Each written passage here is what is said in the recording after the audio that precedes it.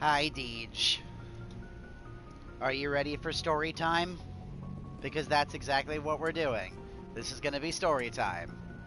Who knows how long it's going to take us to go through all the stuff in the codex here, so I hope you're comfortable, you have a drink, you have a snack, or something like that. Okay, before I do anything else, when you fell asleep, do you happen to remember what I had started reading at the time? Or do you want me to just go back over from the top? I don't mind.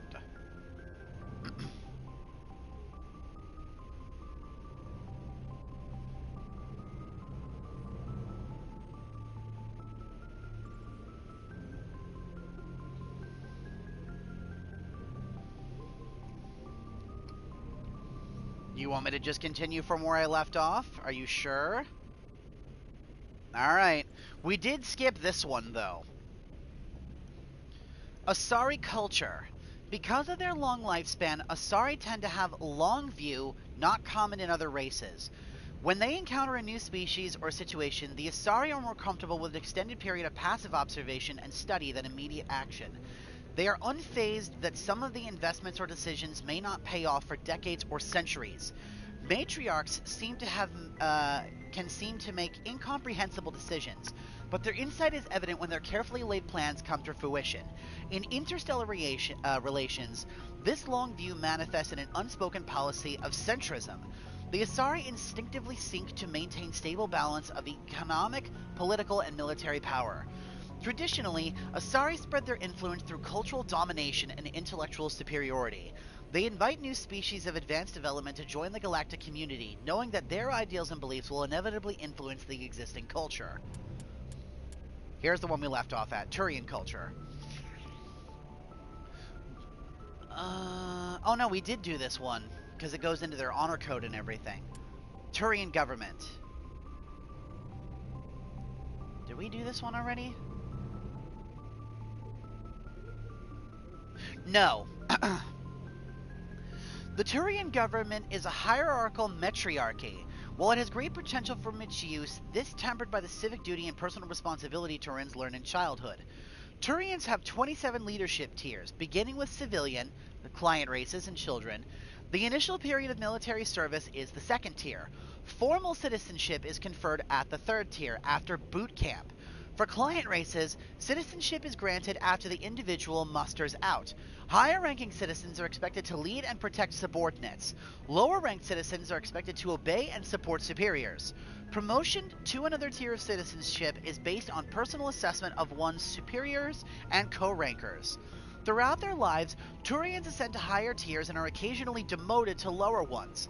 The stigma associated with demotion lies not on the individual, but on those who promoted him when he wasn't ready for additional responsibility. This curbs the tendency to promote individuals into positions beyond their capabilities. Settling into a role and rank is not considered stagnation. Turians value knowing one's own limitations more than being ambitious. At the top are the Primarchs, who each rule a colonization cluster. The Primarchs vote on matters of national import. They otherwise maintain a hands-off policy, trusting the citizens in each level below them to do their jobs competently. Turians enjoy a broad freedom. So long as one continues his duties and does not prevent others from completing theirs, nothing is forbidden. For example, there are no laws against recreational drugs. But if someone is unable to complete his duties due to drug use, his superior will step in. Judicial proceedings are interventions. Peers express their concerns and try to convince the offender to change. If Deej, can you still hear me?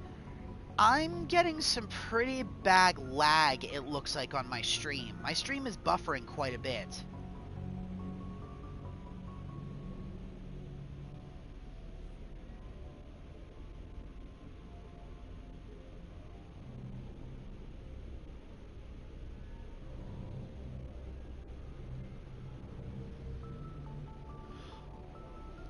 Okay, no.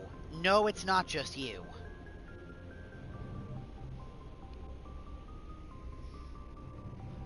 Okay. Keep an eye on that. If that happens again, say something. Because I've had periods where my streams have cut short in the post-watch And it cut out a moment or two, and I didn't realize it was happening. It's a really good thing I looked down. Please keep an eye on that, both for now and in the future. If you notice a lag or a buffer spike, let me know, even if you think it's you, just so I can take a look and make sure, okay? I'm going to try to minimize that problem as much as physically possible.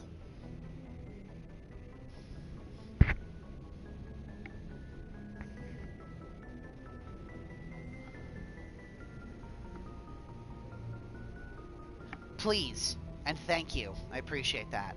Alright, military doctrine. Although they lack the brutality of the Krogans, the skill of the Asari, and the fortuity of the humans, the Turian military has formidable discipline. Officers and NCOs are lifers with years of field experience. Enlisted personnel are thoroughly trained and stay calm under fire. Turian units do not break. Even if their entire line collapses, they fall back into order, setting ambushes as they go. A popular saying holds, you only ever see a Turian's back once he's dead. Boot camp begins on their 15th birthday. Soldiers receive a year of training before they are assigned to a field unit. Officers train even longer. Nah, Garrus is too much of a hard ass. I don't think so. But maybe. Most serve until the age of 30, at which point they become part of the reserves. Even if they suffer injuries preventing frontline service, most do support work behind lines. Bionics are uncommon. When admired for their existing skills, bionic movements are not always fully trusted by the common soldier. The Turians prefer to assign their biotics to special units called cabals. Command and control is decentralized and flexible. Individual squads can call for artillery and air support. They make extensive use of combat drones for light duty and practice combined arms, infantry operations with armor supported by overhead gunships. Strategically, they are methodical and patient and dislike risky operations. Tradition is important. Each legion has a full-time staff of historians who chronicle its battle honors in detail. The oldest have records dating back to the Turians' Iron Age. If a legion is destroyed, it is reconstructed rather than replaced. The Turians recruit auxiliary units from conquered or absorbed minor races. Auxiliaries are generally light infantry or armored cavalry units that screen and support the main Turian force. At the conclusion of their service in the auxiliaries, recruits are granted Turian citizenship. Oh, that's interesting, actually. Because their culture is so focused on war, they put such a major emphasis on it, and that's actually kind of cool how their command structure works. It's an interesting way to lead an army.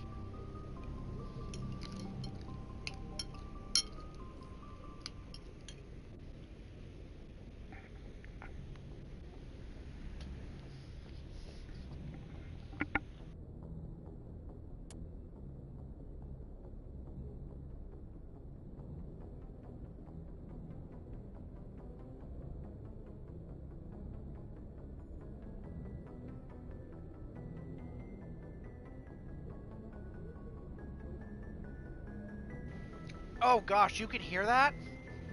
I'm so sorry. Hold on.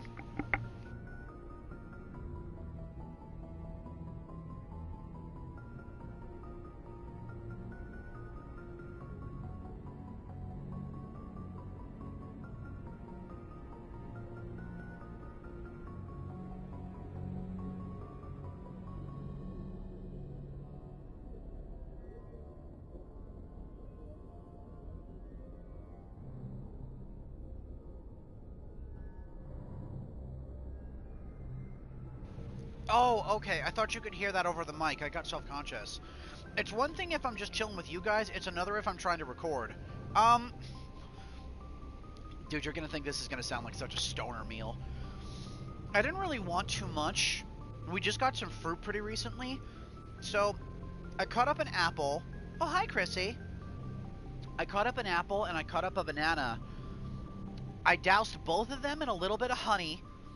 Put some salt over them. My grandpa actually taught me that trick. Put salt on apples, it tastes really good, but I added the honey. I decided to put it with the bananas too, and it actually doesn't taste that bad. Then when I mixed everything up, I put some chocolate chips over it, and I mixed it together. Like I said, sounds like a stoner meal, but it's light, it's healthy-ish, And I didn't want to eat too much, because I'm planning on making pasta for dinner tonight. And I wanted to make sure that I actually ate. I wouldn't know. Alright, let's continue with story time here, because that's going to be a good chunk of this early part of the session here. Not really. I wouldn't even call it a fruit salad variation. It's just me mixing two fruits together with some honey, salt, and chocolate chips. That's it. It's not even anything all that crazy. But anyway, Turian religion. Although Turians have a strict moral code, their belief in individual responsibility means that the concepts of good and evil are simply individual choices. Between egotism and altruism is any given decision. They have no concept of good deities that encourage noble behaviors or evil ones that attempt individuals to misdeeds. Turians believe that the group and areas have spirits that transcend the individual. For example, a military unit could be considered to have a literal spirit that embodies the honor and courage it has displayed. A city spirit reflects the accomplishments and industry of its residents. An ancient tree spirit reflects the beauty and tranquility of the era it is grown within. These spirits are neither good nor evil, nor are they appealed to for intercession. Turians do not believe spirits can affect the world, but spirits can inspire the living. Prayers and rituals allow an individual to converse with a spirit for guidance or inspiration.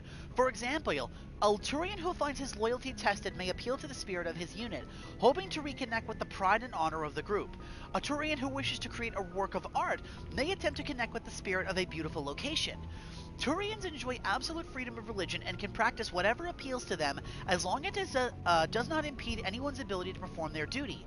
There are many practitioners of the Asari Ciarist philosophy. Since opening dialogue with the Human Systems Alliance, some Turians have embodied both Confucianism and Zen Buddhism. Oh, that's actually kind of cool.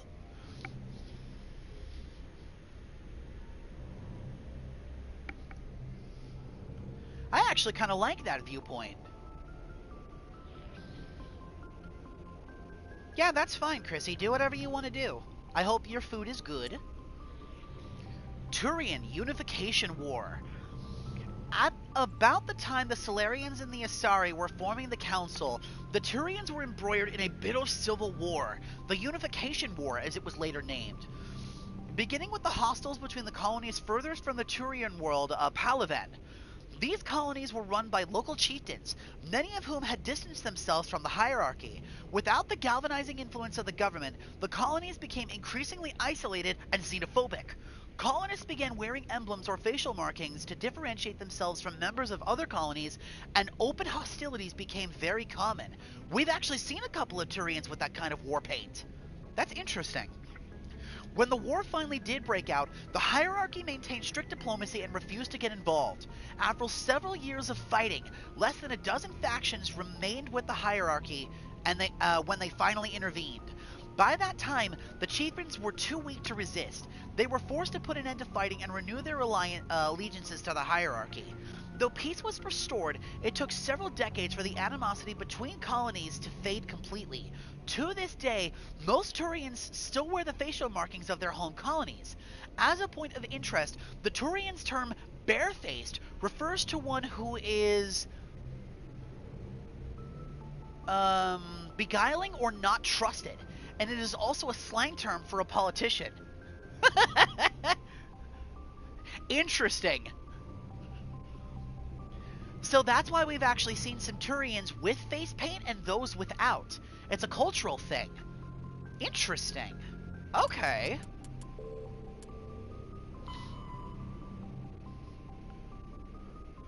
So now we're onto the Prothean stuff. Prothean ciphers. The Prothean beacon downloaded its knowledge into Lieutenant Shepard on Eden Prime, causing confusing dreams and visions. While the imagery is becoming clearer with time, the meaning of the beacon's communication remains elusive. It has been suggested that Prothean data recording is highly dependent on a certain point of view, what Carl Jung described as the collective unconscious. The cipher needed to comprehend the images implanted into Shepard's mind is the cultural knowledge of the Protheans, the archetypes, biological instincts, and common experiences universal to the race. Since the Protheans have been dead for over a millennia, it may be impossible to acquire this cipher. Prothean data disks. Despite all the evidence confirming the existence of the Protheans, little is known about their culture and society. From time to time, dig sites will yield new clues, but after 50,000 years of decay, little of value is unearthed. Recent research has focused on the discovery of a Prothean data disk. On their own, they are frail and rarely found in one piece. Occasionally, however, an intact disk will be discovered with a console or a reading device. To date, over 3 dozen data disks have been recovered, and a few of these have been restored to the point where researchers can begin to analyze them. Though it may be some time before scientists discover a way to transfer the data off of the disks, they are currently considered the most tangible leads for learning more about Prothean culture. The ruins of Mars. After 20 years of manned research outposts and nearly a century of robotic exploration, the European Space Agency Lowell City became the first permanent settlement on Mars in 2103. Within a decade, the United States and China had founded permanent settlements as well. The South Polar region of Prometheus Polonum developed a Bermuda Triangle reputation. Satellites detected intermittent mass concentrations and magnetic field shifts. In 2148, prospectors working near Desato Crater discovered an underground complex, a Prothean observation post. The odd phenomena were generated by the operation and discharge of a Mass Effect core, struggling to function despite 50 millennia of neglect. Earth was electrified by the news. I didn't look. Shoot. That delay is going to be a problem. You said it was small? Did it seem like my dialogue or audio cut out at all during that?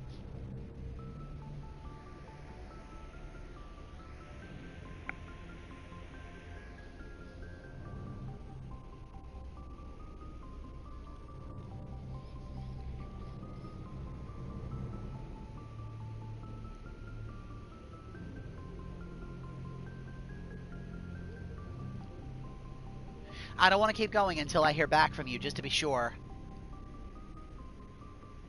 Okay. I've moved my my phone a little bit, so I'm going to have that within relative eye view at least for a little while until I'm sure nothing's going to happen. Just in case. Okay. Earth was electrified by the news. Humanity was unequivocally not alone. While courts battled over who owned the ruins, the international scientific community coordinated a mass effort to access, translate, and interpret the databanks recovered from the facility. The facility proved to be a bioscience observation post built when Homo sapiens were first evolving on the Earth. While the motives of the Protheans are not certain, translated records indicate that the facility was in regular communication with automated research platforms on Earth's in Earth's orbit and on the lunar near side. The half-dozen Mass Effect spaceships found in the facility were presumably used for first-hand observation. Oh, so the Protheans were actually watching us from the early days. Interesting. Alright, here we go. Now we're going into Geth stuff, among other things. Geth armatures. Armatures are quadrupedal all-terrain heavy weapon platforms, akin to an armored fighter vehicle of another race. Geth being synthetic intelligence, armatures are not crude vehicles, but intelligent entities, capable of independent decision-making and learning. Armatures are equipped with a heavy kinetic barrier. The main cannon, mounted on the articulated head turret, appears to be highly efficient conventional mass accelerator. It is capable of firing anti-personnel and anti-tank armor shots. Some armatures carry drones into battle, presumably for reconnaissance purposes.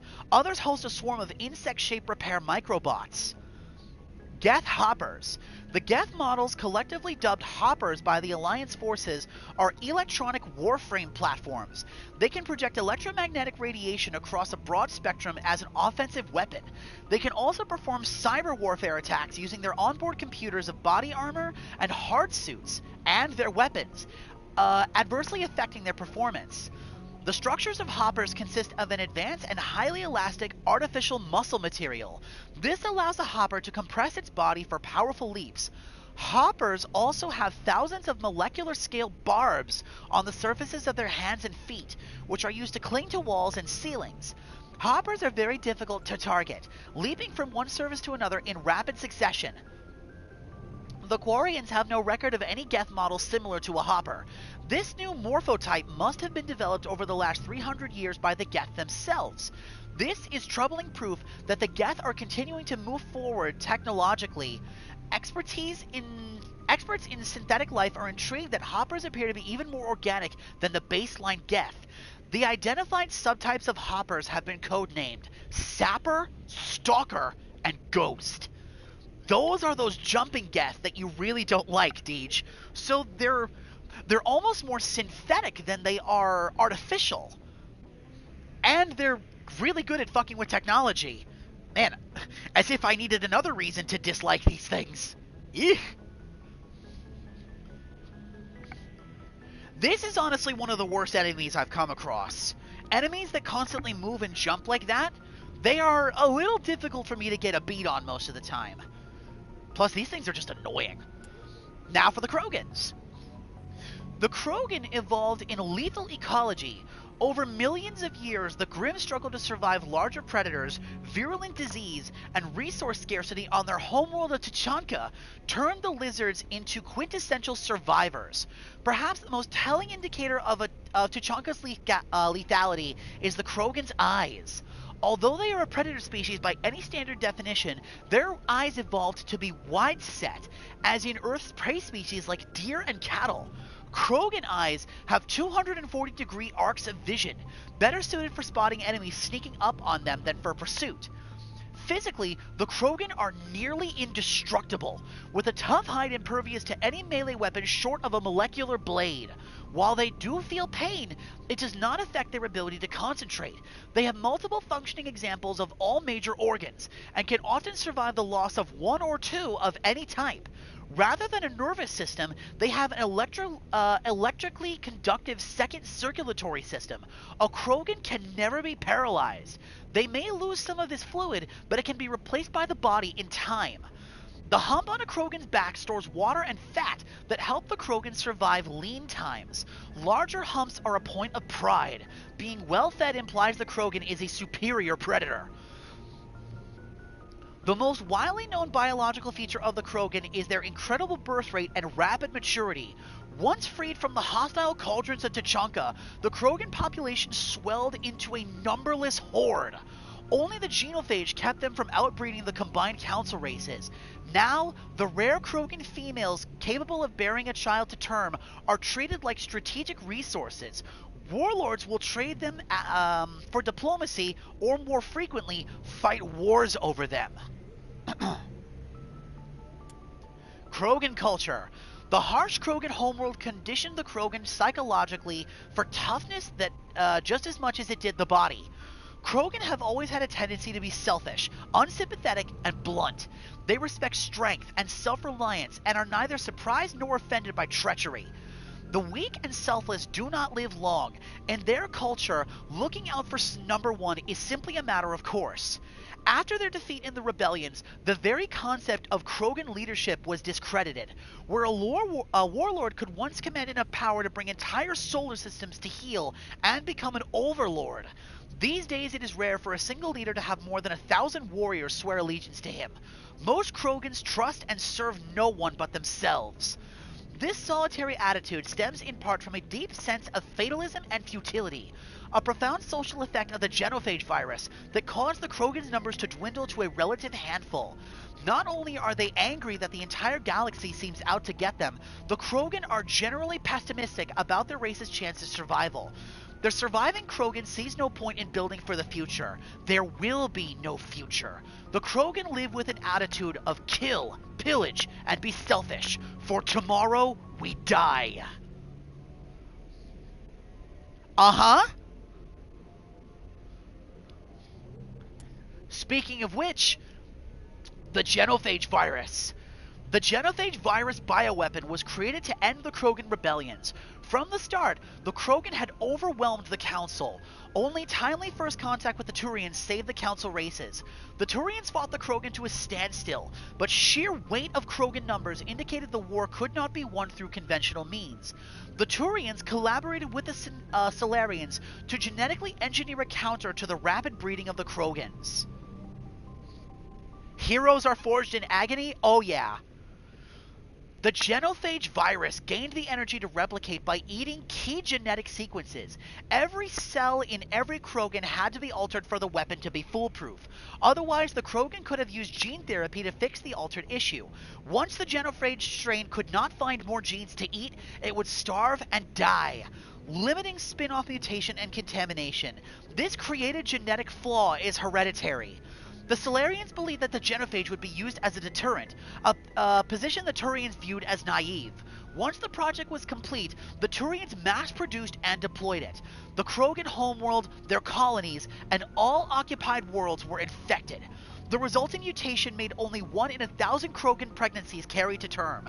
It did not reduce fertility, but offspring viability.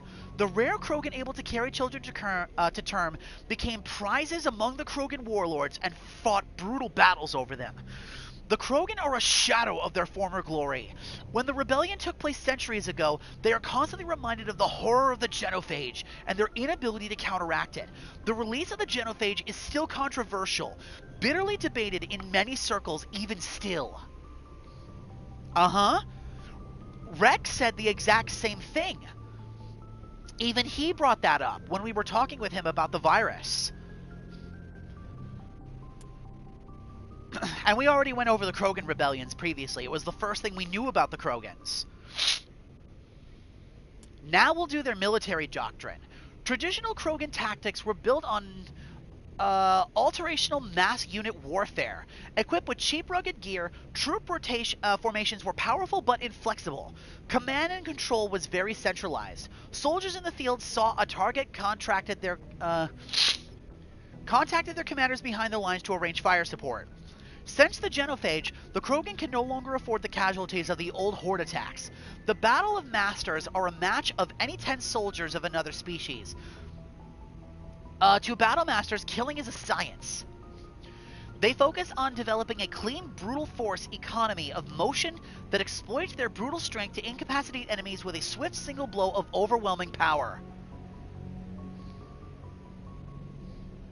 Oh, by all intents and purposes, the genophage virus is a war crime, 100%. No ifs, ands, or buts. Battle Masters, no wait. This change of focus from mass unit warfare to maximum efficiency has increased employment demand in the fields of security and muscle for hire. Due to the unsavory reputation of the Krogan, most of these jobs are on the far side of the law. Battle Masters are not spit and polish, but they do believe in being well armed and equipped, preferably with a gun for each limb. Probably not. They are callous and brutal, but methodical and disciplined. They use any means at their disposal to achieve their goal, no matter how reprehensible. Hostage-taking and genocide are acceptable means to ensure a quiet occupation with a few Krogan casualties. The Krogan serving with Saren's forces appear to be returning to the old style of mass attritional combat. They also work in close cooperation with supporting Geth, who fill the role occupied by combat drones in other armies. Biotics are rare among the Krogan. Those that exist are viewed with suspicion and fear. The Krogan see this aura of fear as a useful quality for an officer and often promote them. Combat drones and other high-tech equipment are likewise in short supply. Now we're on to the Quarians. Quarian economy. The migrant fleet has little economic base, operating on a state of perpetual hand-to-mouth. While Quarian ships include light manufacturing and assembly plants, they lack heavy industries such as refining and shipbuilding. The fleet has tankers for water purification and oxygen cracking, but the space-intensive nature of agriculture limits food production. A single disaster could destroy this fragile balance. The Quarian earn income in creative ways. Because the government is obliged to provide food, water, air, and medical supplies for every individual, the Conclave strategically determines the course of the fleet to bring in resource and income. A species who suspects the migrant fleet is heading towards their space often offers a gift of surplus starships, fuels, and resources to convince the Conclave to alter course. As the fleet passes through a system, swarms of mining vessels work over asteroids for metals and siliceous materials and cometary bodies for water ice and organics. Quarian miners are adept at locating and strip mining spaceborne resources. This sparks conflict with corporations already working the system. Large mining concerns spend millions on lobbyists and public relations, portraying the Quarians as locusts, devouring the resources of the system before moving on. The greatest asset of the Quarried is the rarefied skills. Most are exceptional miners. Due to their life of perpetual salvage and repair, they are skilled engineers and technicians.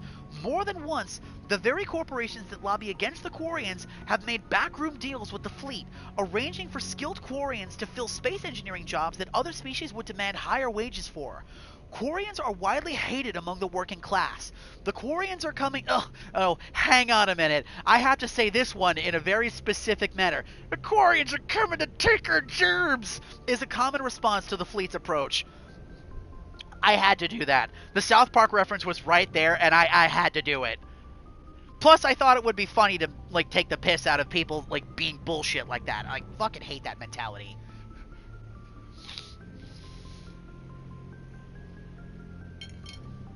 Oh.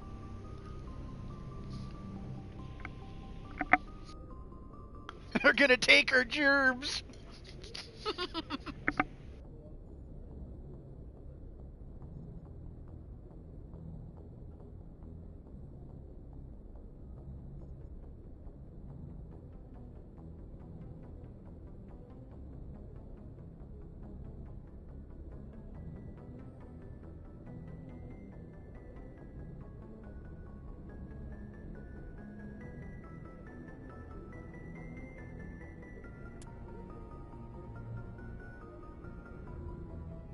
Sorry, snack break. Just a second.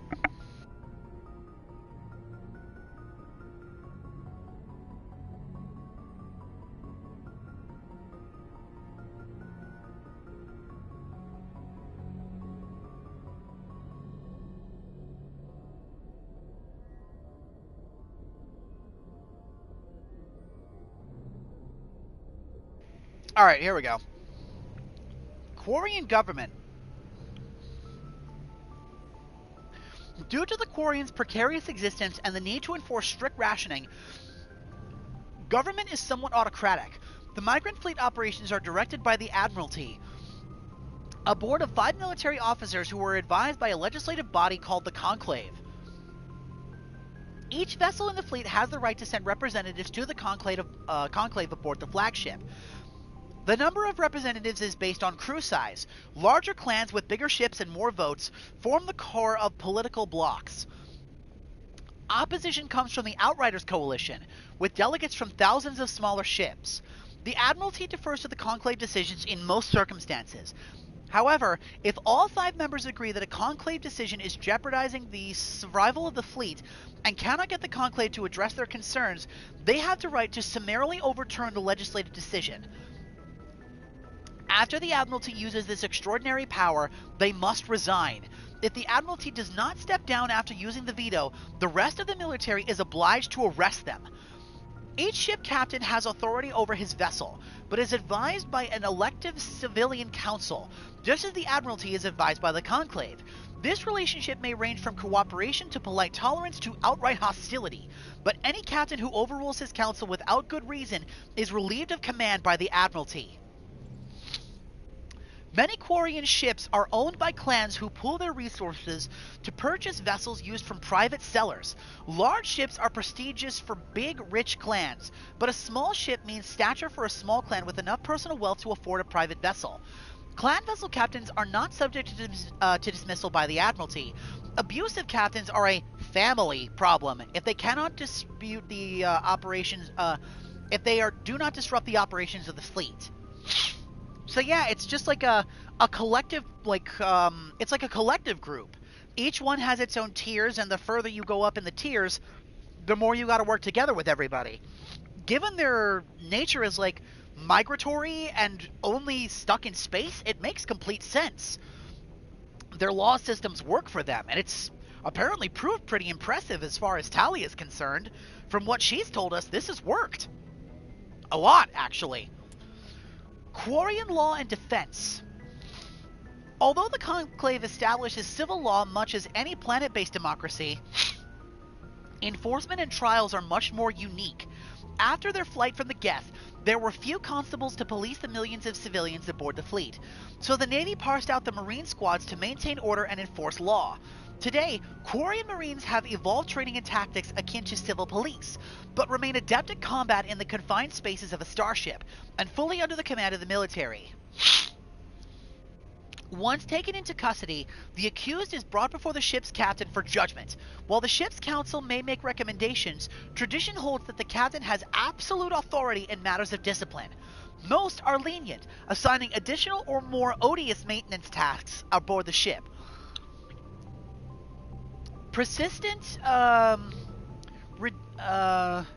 recidivists are accidentally left in the next habitable world. The practice of abandoning criminals on other planets is a point of friction between the Quarians and the systems they pass through. Captains rarely have another choice. With space and resources at a premium, supporting a non-productive prison population is not an option. In the early years, many Quarian freighters were armed and used as irregular privateers. Civilian ships still show a strong preference for armament, making them unpopular targets for pirates. Although they have rebuilt their military, there are still mere hundreds of warships to protect tens of thousands of ships. The Quarian Navy follows strict routines of patrol and take no chances. If the intent of an approaching ship can't be ascertained, they shoot to kill. Man, that's kind of booty. If you're too much of a problem, they literally just dump you on the nearest planet that they pass back through when they're done. See you later, loser. Bye. The Migrant Fleet. The Migrant Fleet is the largest concentration of starfaring vessels in the galaxy. Sprawling across millions of kilometers, it can take days for the entire fleet to pass through the mass relay. When the Quarians fled their homeworld, the fleet was a motley aggregation of freighters, shuttles, industrial vessels, and an odd warship. After 3 centuries, all have been modified to support larger crews as comfortably as possible. As the Quarians achieved stability, they began weeding out the ships least suitable for long-term habitation, selling them and pooling the money to buy larger and more space-worthy hulls. This process is ongoing, as vessels wear out and break. While some ships enjoy dedicated cabins with full privacy and sanitation facilities, many more are former freighters, whose cargo bays and containers are pressurized and divided into family spaces using simple metal cubicle bunkheads. The Quarians enliven these astute spaces with colorful quilts and tapestries, which also help muffle sound. The day-to-day operations of the fleet, traffic control, station keeping, supply distribution, and so on are under military jurisdiction. Though ship captains have the authority to deviate from their assigned positions and may leave the fleet at any time, they are assumed to do so at their own risk. As the Migrant Fleet moves around the galaxy, many ships split off to pursue individual goals, returning days or sometimes years later. And lastly, Quarian religion. The ancient Quarians practiced ancestor worship. Even after abandoning their faith for secularism, Quarians continued to revere the wisdoms of the elders. As time passed and technology advanced, they inevitably turned their knowledge to preserving the personalities and memories of the elderly as computer virtual intelligence. These recordings became a repository of knowledge and wisdom, stored in a central databank and available through any extranet connection. They hold no illusions that this is a form of immortality. Like all virtual intelligence, the electronically preserved ancestors were not truly sapient. This was considered a surmountable problem. Sapience could surely be reduced to more mathematics. The Quarians began exhaustive research into creating artificial intelligence so they could learn to escape the bounds of mortality and give their ancestral records true awareness. Unfortunately, the life the Quarians created did not accept the same truths as they did. The Geth destroyed the ancestor databanks when they took over. Oh, that's heartbreaking. In the centuries since they evacuated their homeworld, most Quarians have returned to religion in various forms. Many believe that the rise of the Geth and the destruction of their ancestors were chastisement for arrogantly forsaking the old ways and venerating self-made idols. Others have a more philosophical outlook, believing that their race was indeed arrogant, but no supernatural agency lay beyond the Geth Devolt. Rather, the Quarians' actions wrought their own doom. Either way, every Quarian would agree that their own hubris cost them their homeworld. Next, we'll do the Humanity and Systems Alliance. Systems Alliance, Geological Survey. As the human race expanded its territory and raised the general standing of living, demand for industrial resources continued to grow. Many planets, moons, and other asteroids contain a wealth of resources, but many systems have barely been charted, let alone thoroughly surveyed. Man-made probes are one solution, but they are often lost to space hazards, unforeseen circumstances, or theft by salvagers. In recent years, AGES, the Alliance Global Geological Service, has offered bounties to private individuals or teams willing to perform mineralogical surveys on the frontier. This survey data is made publicly available to future corporate developers. Due to the cost of travel and the dangers of operating in hostile worlds, it is rarely a profitable endeavor. Like the stuff we're doing. Light metals. Metals with low atomic weight are often used in construction of spacecraft and vehicles. Heavy metals. Metals with higher atomic weights are used for construction equipment components. The platinum group elements are particularly useful. Rare earths. Most useful materials in this category are radioactive or magnetic. Gases. Various gases are required to support all known forms of sapient life. Some are commonly used as fuel. System Alliance Military Doctrine. The Alliance military is of great concern to the galaxy. At first contact with the humans, they were completely inexperienced. The Turian disdain changed to respect after the relief of Shanxi, where the humans surprised them with novel technologies and tactics.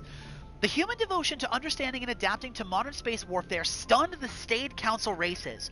For hundreds of years, they had lived behind secure walls of long-proven technologies and tactics. The council regards the Alliance as a sleeping giant.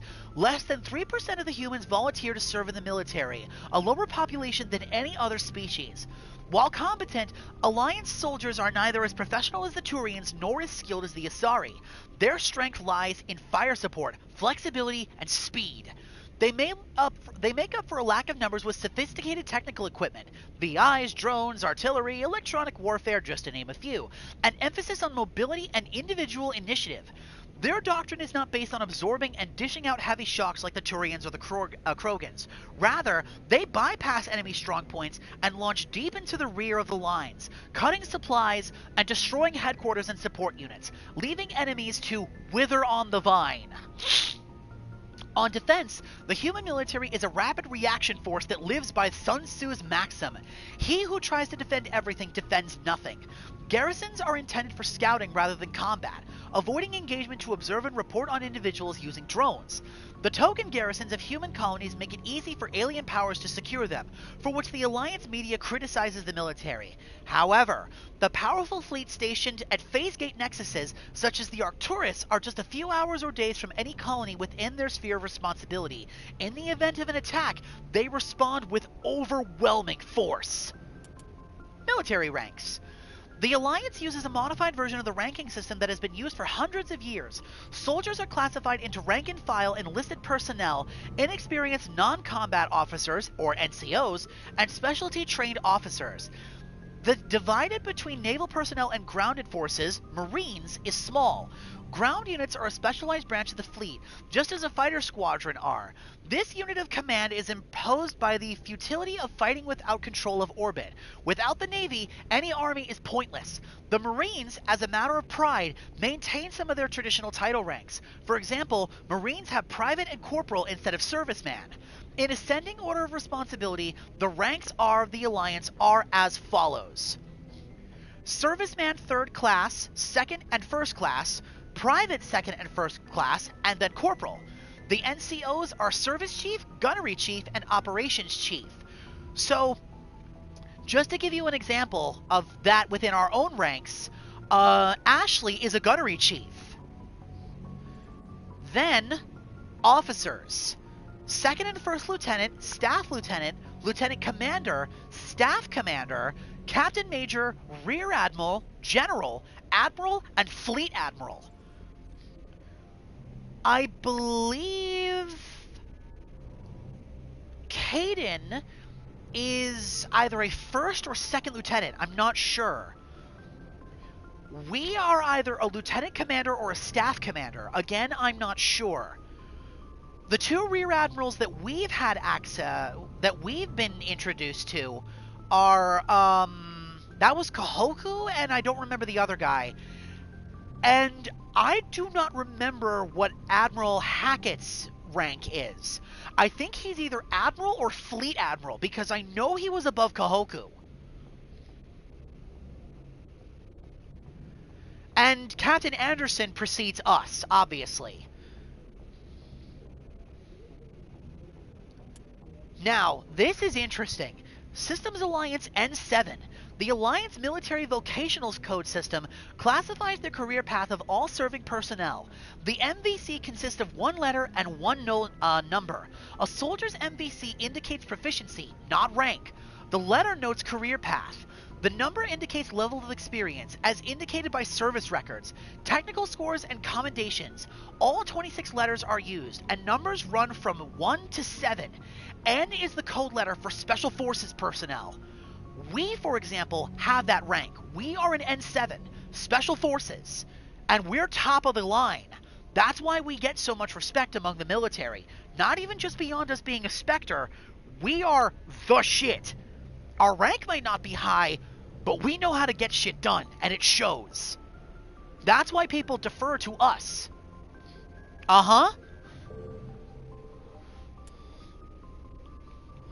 Planets and locations. The Milky Way contains 200 to 400 billion stars, most of which are hostile planets. Stations. Gagarin Station. Gagarin Station is the largest deep space station built by humanity, a Bernal sphere designed with 500-meter diameter habitational areas. It was constructed beyond Pluto, nearly 80 astronomical units, or 12 billion kilometers, from Sol. Moving crews and materials to this location bankrupt most of the bankers.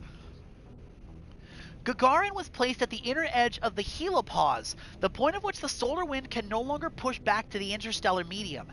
It was built to test a number of faster-than-light drives principles that theoretically could not occur in interstellar space. The station was nicknamed Jump Zero, as it was intended to be a jump-off point for humanity's expansion into the galaxy. This is the place Kaidan was talking about. Shortly after the station was completed, the Promethean ruins were discovered on Mars, rendering the entire effort completely moot. After struggling to make a profit for a decade, Gagarin was sold to the Systems Alliance in 2159 for a fraction of its construction cost. The Alliance refurbished it as a research and training center for the recently discovered biotic phenomena. In 2169, the Biotic Acclimation and Training Program was shut down, and Gagarin became a general research facility. Its remote location and international isolation from the extranet makes it popular for dangerous research, particularly in the fields of artificial intelligence. Humanity's first stable AI, the Alliance-sponsored ELIZA, achieved spatience at Gagarin in 2172. Today, Gagarin Station has a permanent population of approximately 9,000. A plan was proposed to move it to the gravitational stable Berry Center point between Pluto and the Charon Relay, allowing it to serve as a gateway facility between Sol and Arcturus. The high cost of safely moving its mass has delayed this indefinitely. Ships and vehicles. FTL drives. Appearance. New space travelers ask, what does it look like outside a ship moving faster than light? Part of this answer can be seen on a simple pane of glass. Light travels slower through glass than it does through open air. Light also moves slower in conventional space than it does in high-speed mass effect fields. This causes refraction. Any light entering to an angle is bent and separated into a spectrum. Objects outside the ship will appear refracted. The greater the difference between the object, exterior, and subjective, interior, speeds of light, the greater the refraction.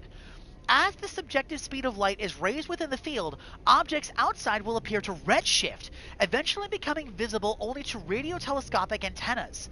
High-energy electromagnetic sources normally hidden to the eye become visible in the high blue spectrum. As the speed of light continues to be raised, X-ray, gamma-ray, and eventually cosmic ray sources become visible. Stars will be replaced by pulsars. The, acceleration disks of black holes, quasars, and gamma-ray bursts. To an outside observer, a ship within a Mass Effect drive enveloper appears to blue shift. If within a field that allows travel at twice the speed of light, any radiation it emits has twice the energy as normal.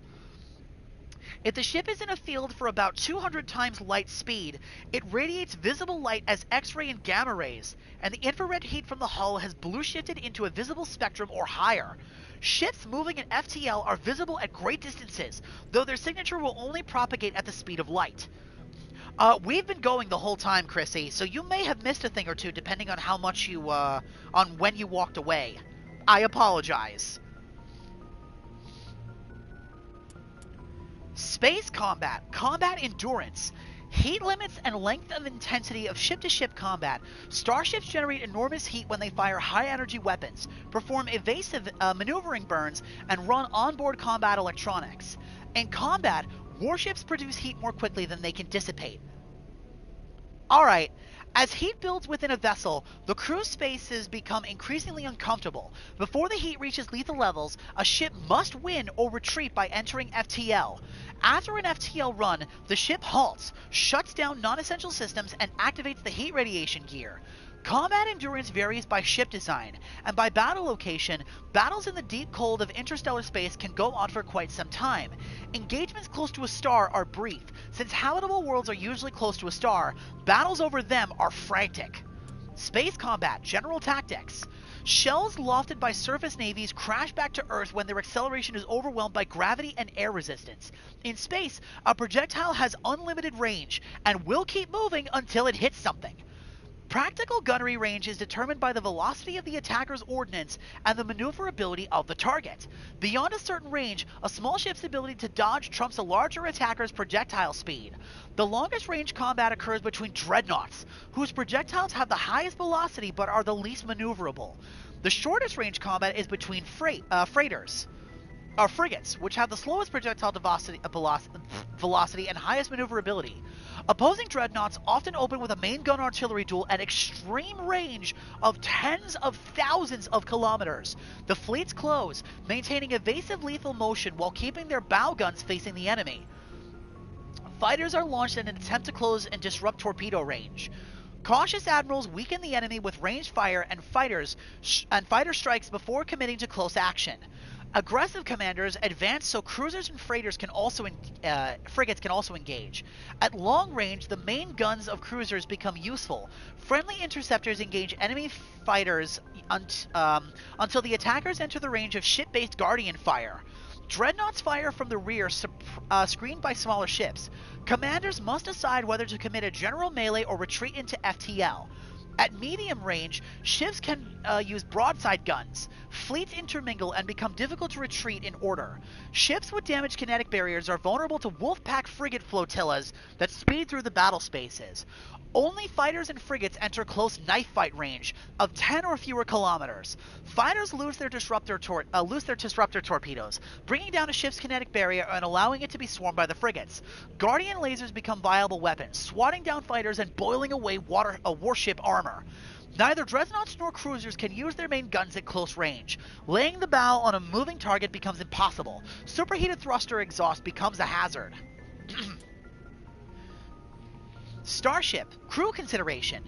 Cabins give each individual 10 cubic meters of space. On larger vessels, private rooms are common. As ships get smaller, the number of crew packed into a single wardroom increases. Asari prefer a shared space even on larger vessels, while Krogan's territorial instincts make it impossible for them to cohabitate even on the smaller ships. On smaller vessels, hot bunking is the norm. Crew members are assigned to different watches share the same bunk. When one gets off duty, he wakes up the person in the bunk. While that crewman is on duty, the first gets his rack time. Spaceship compartments can be isolated by airtight doors in case of decompression. The cinematic vision of explosive decompression is fiction. Hold compartments either take enough damage that occupants are killed instantly, or leak slowly though that they are able to reach protective gear. So it's either you die in the explosion or you get the chance to put your gear on. Either or. Compartments are equipped with emergency life support apparatus, fireproof plastic bubbles with air bottles, smaller when stowed. ELSA comfortably accommodate one individual inflated. Damage control procedures cut off ventilation to burning compartments. Without oxygen to consume, fires die in seconds. The compartment is then repressurized afterwards for crew recovery. Mass effect fields create an artificial gravity, AGRAV, plane below the deck, preventing muscle atrophy and bone loss in zero-G. Large vessels arrange their decks perpendicular to their thrust axis. The higher decks are at the bow, and lower are at the engines. This allows AGRAV to work with the internal effects of thrust. Ships that can land arrange their decks laterally, so the crew can move about while the vessel is on the ground. Warships normally turn off their AGRAV systems during combat, reducing the heat generated by the systems and increase combat endurance. To provide a point of reference for navigation in zero-G, floors are painted in different colors from the walls and ceilings. Wait, really? Oh, I guess our ship really isn't the best example of that now, is it?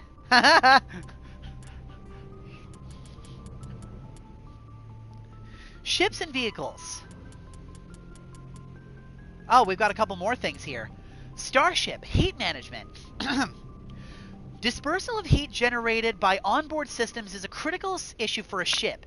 If it cannot deal with the heat, the crew may be cooked within the hull. Radiation is the only way to shed heat in a vacuum. Civilian vessels utilize large, fragile radiator panels that are impossible to armor. Warships use diffuser radiator arrays, or DRAs for short. Ceramic strips along the exterior of the armored hull.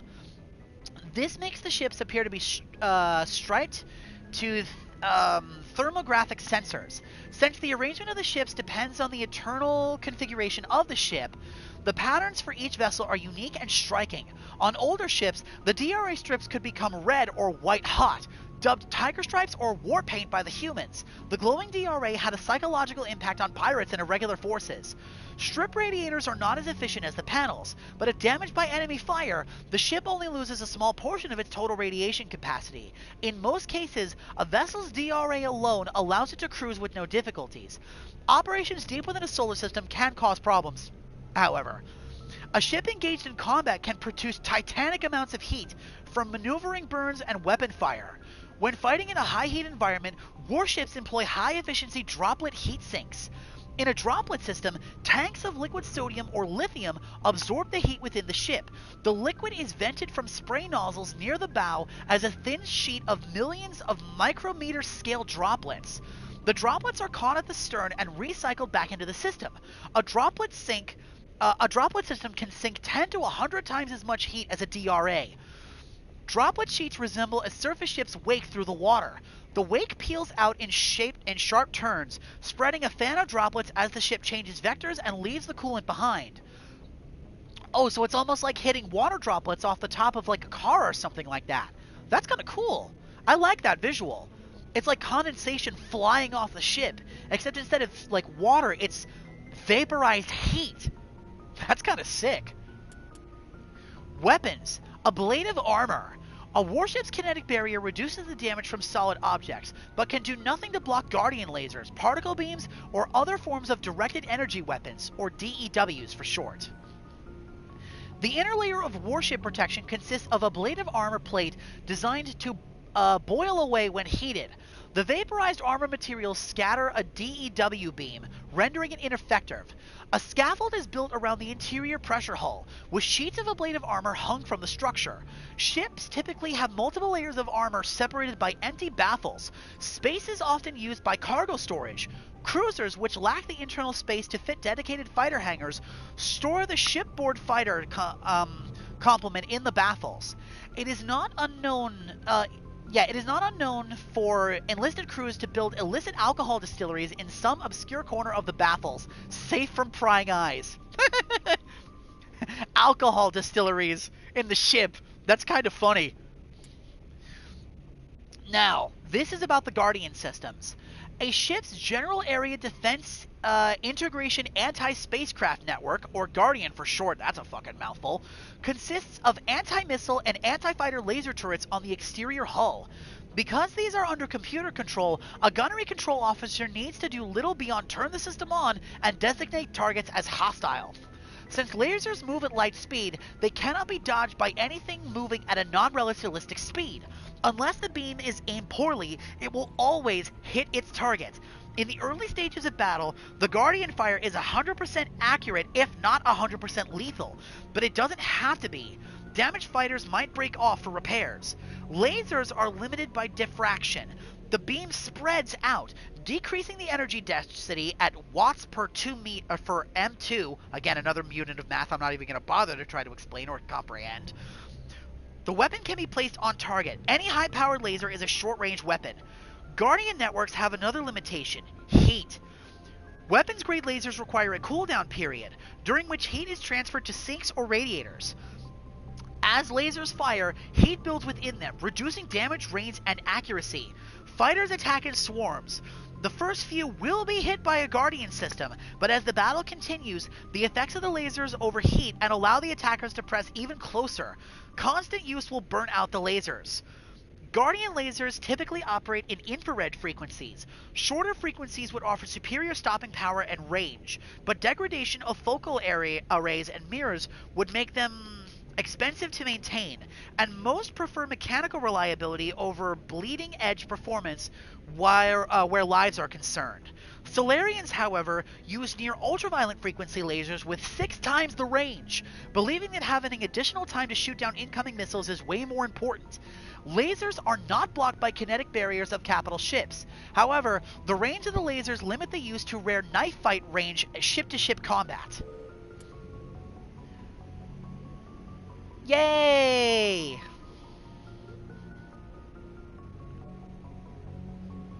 Okay, bionic training. Bionic implants and amplifiers only provide potential to create coherent mass effect fields. Whether biotics can actually do so relies largely determined by their training. Biotics must develop conscious control over their nervous systems, sending specific electrical impulses to the element 0 nodules embedded into their nerves. They are taught to use the implant and amps with biofeedback devices and physical mnemonics. Specific gestures or muscle movements fire the proper sequence of nerves to activate the skill. Kinetics Industries pioneered biotic training with the Biotic Acclimation and Temperance Training Program. Although BAAT did not achieve the desired results, many techniques taught there are still used today. Many human think tanks are trying to develop some form of biotic super soldier. Most are benign efforts to create more flexible truths. Others, less publicly known, are unapologetic attempts to create the Netzishen, Jesus, I can't read that word. Netzishen Supermen.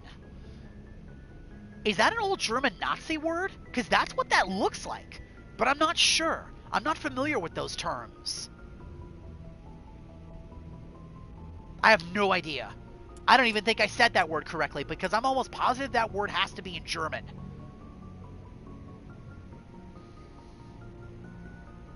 Do you need me to spell it, or you got it?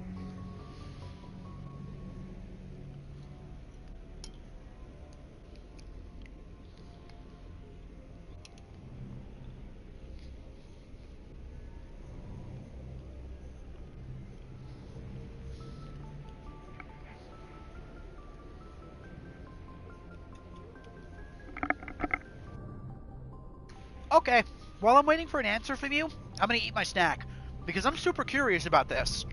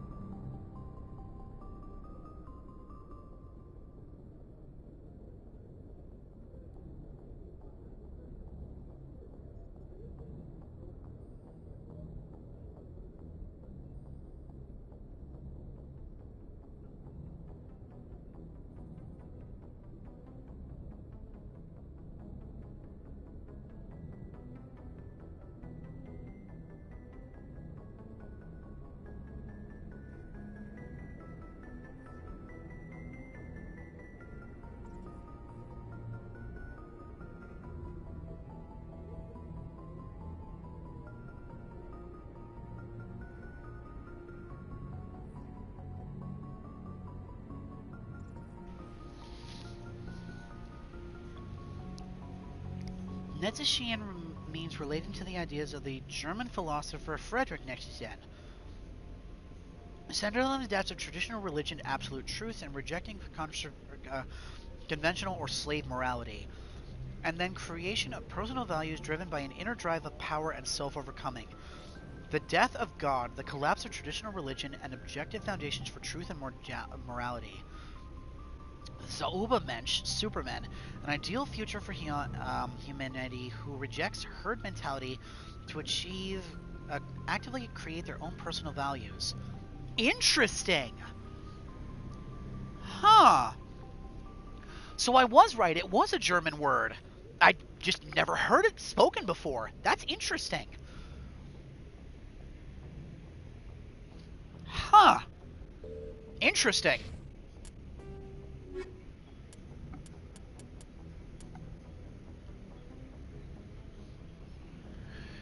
Eternal reassurance, a thought experiment asking whether you would choose to live your exact life over and over for all eternity, used as a test for loving life. There's more stuff, but that's the basics. Interesting. Okay. Huh.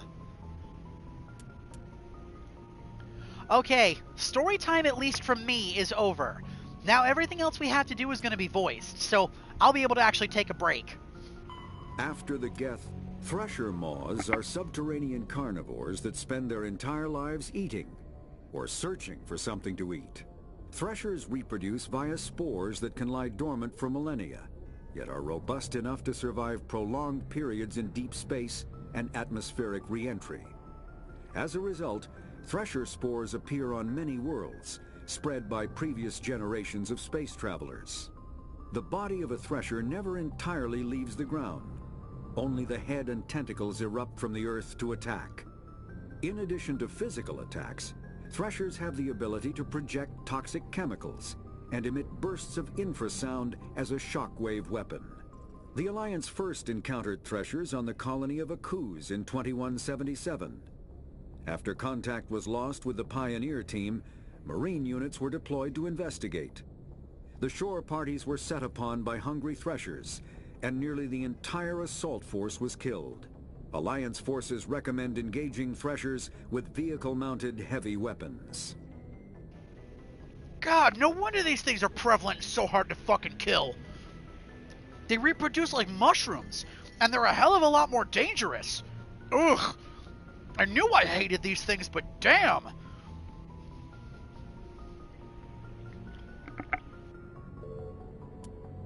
The Citadel space is an unofficial term referring to any region of space controlled by a species that acknowledges the authority of the Citadel Council.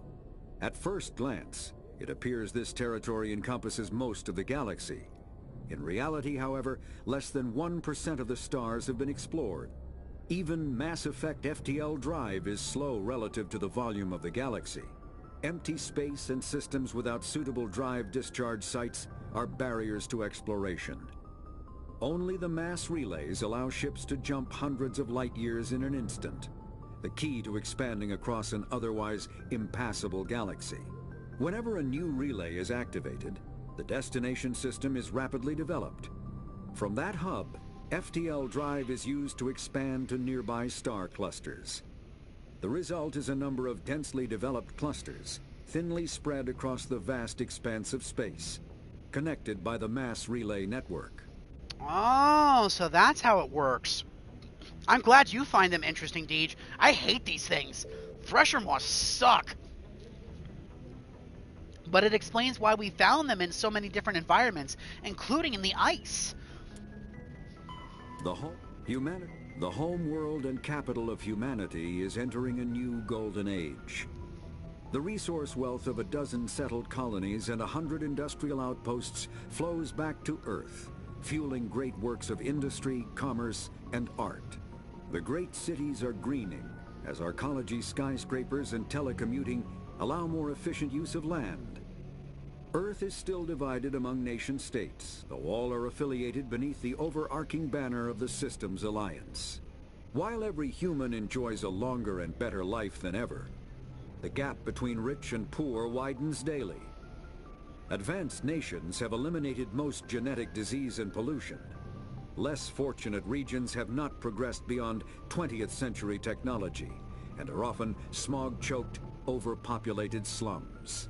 Sea levels have risen 2 meters in the last 200 years, and violent weather is common due to environmental damage inflicted during the late 21st century. The past few decades, however, have seen significant improvement due to recent technological advances. Yay, almost home. And we're almost finished. We should only have a couple more entries to go. Larger warships are generally classified in one of 4 weights. Frigates are small, fast ships used for scouting and screening of larger vessels.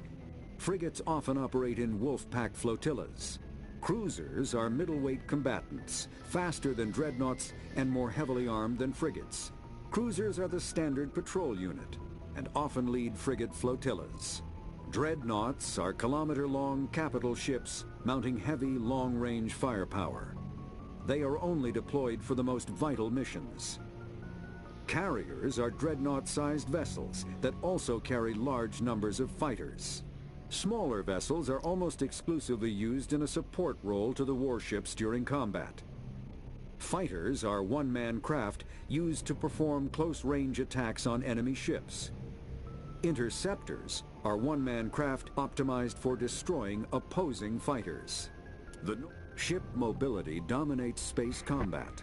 The primary objective is to align the mass accelerator along the bow with the opposing vessel's broadside. Battles typically play out as artillery duels, fought at ranges measured in thousands of kilometers, though assaults through defended mass relays often occur at knife fight ranges, as close as a few dozen kilometers. Most ship-to-ship engagements are skirmishes between patrol vessels of cruiser weight and below, with dreadnoughts and carriers only deployed in full-scale fleet actions. Battles in open space are short and often inconclusive, as the weaker opponent typically disengages. Once a ship enters FTL flight, the combat is effectively over. There are no sensors capable of tracking them or weapons capable of damaging them.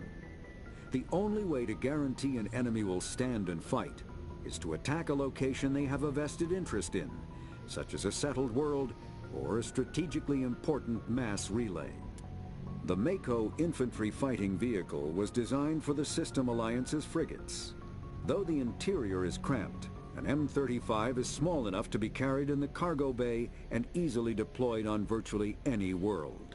With its turreted 155mm mass accelerator and coaxially mounted machine gun, the Mako can provide a fire team with weapon support as well as mobility. Since Alliance Marines may be required to fight on any world, the Mako is environmentally sealed and equipped with microthrusters for use on low-gravity planetoids. The Mako is powered by a sealed hydrogen-oxygen fuel cell and includes a small Element Zero core. While not large enough to nullify the vehicle's mass, the core can reduce it enough to be safely airdropped. When used in conjunction with thrusters, it also allows the Mako to extricate itself from difficult terrain. Oh, so not only is it cramped in there, it's, at least it's enviro-sealed. That's kind of funny, and it makes the fact that I drive around in this thing like a maniac all the more hilarious. Those have got to be some really good seatbelts, like you had said that one time, Deej. When subjected to an electrical current, the rare material dubbed Element Zero, or EZO, emits a dark energy field that raises or lowers the mass of all objects within it. This mass effect is used in countless ways, from generating artificial gravity to manufacturing high-strength construction materials. It is most prominently used to enable faster-than-light space travel. EZO is generated when solid matter, such as a planet, is affected by the energy of a star going supernova.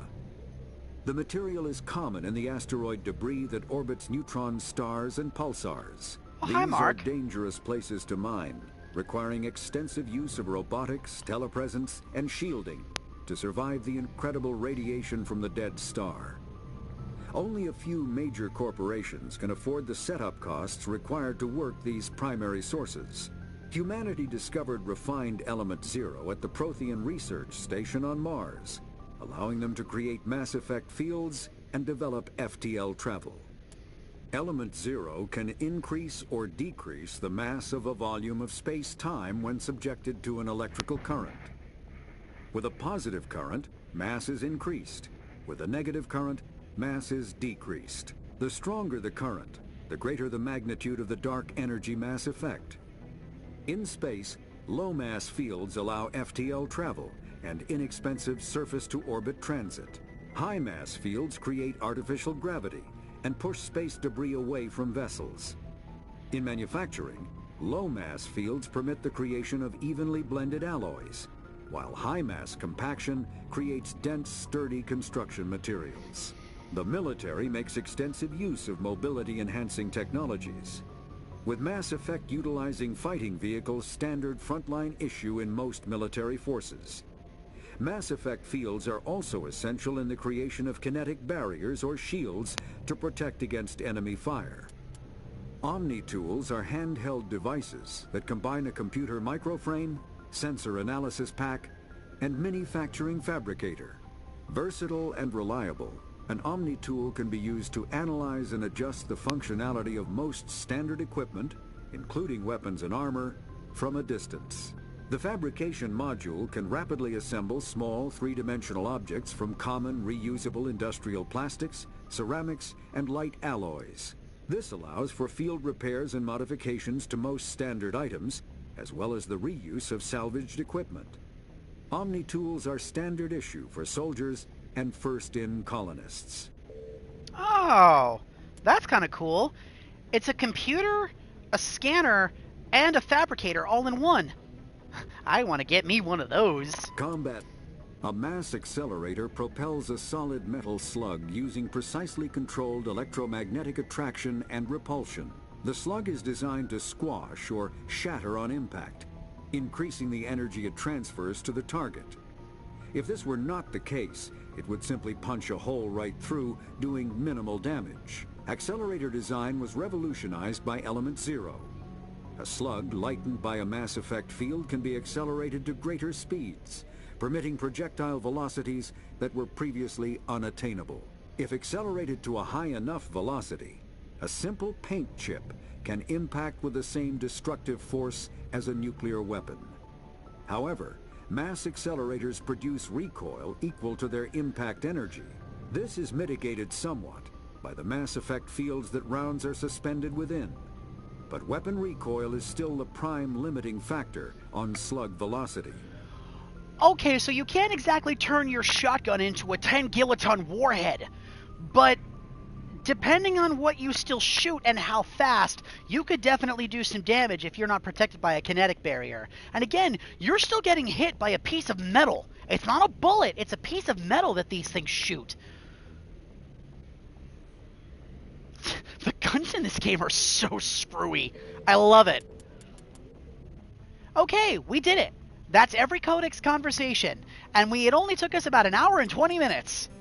I hope you all enjoyed story time, but now it's time for our regularly scheduled programming to begin yet again. And this time, no more side quests.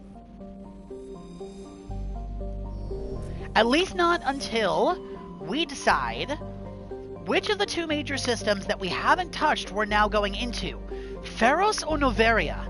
We have two major story quests there to do, and we gotta do them both. Yes, gasp, main quest time. Maybe, because we've got side quests in these places to do too. So where do we start? Do we go into Feros or Noveria? Feros first? Alright, Anakin Beta. Alright, we'll do the side areas first and then we'll do main area. So we'll go to the Hercules cluster first.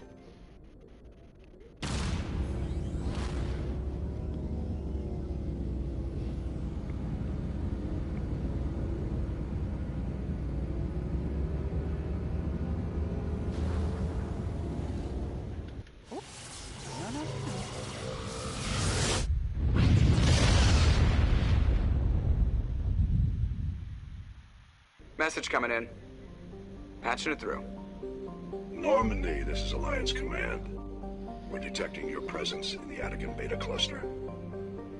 one of our surveillance drones was gathering intel on Geth activities in the region when it was spotted and shot down. You need to go groundside and recover the drone's data module before the Geth find it. Yes, sir, Admiral Hackett.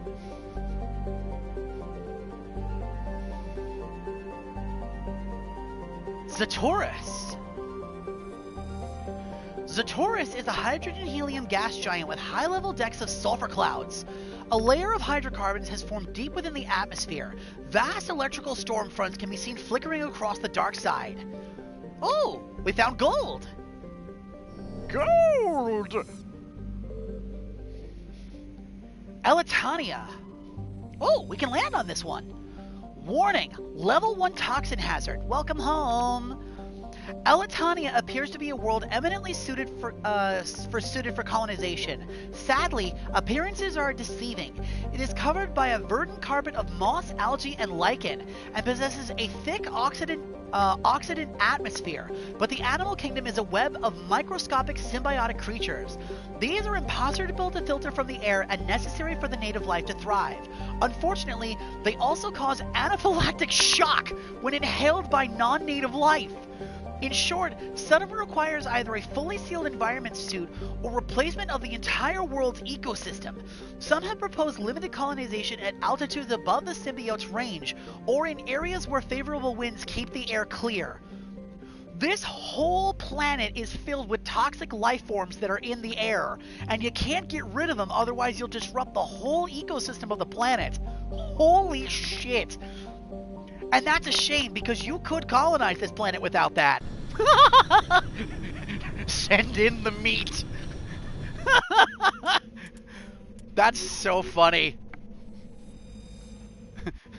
Very well. Send in the meat.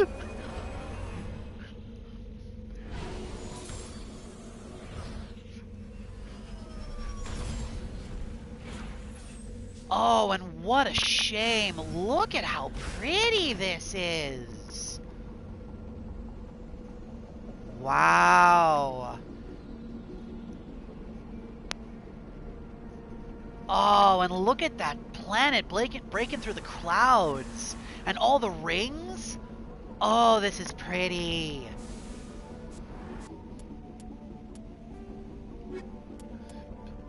Alliance Command has asked you to recover a module used to gather intel on Geth movements in the Attican Beta Cluster. It's likely the Geth are also after the data module. Travel to the Hercules system, the Attican Beta Cluster, and find the drone containing the data module. Alright, let's power up Caden.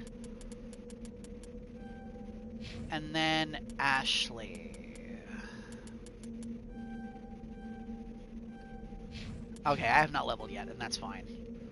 Downed recon probe, debris, and then there's the anomaly. Alright, let's take a look around.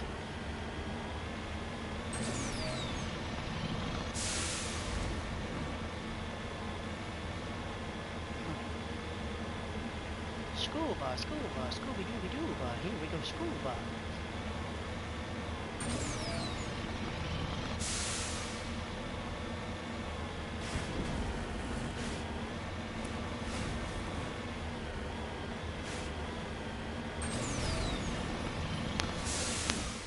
Oh?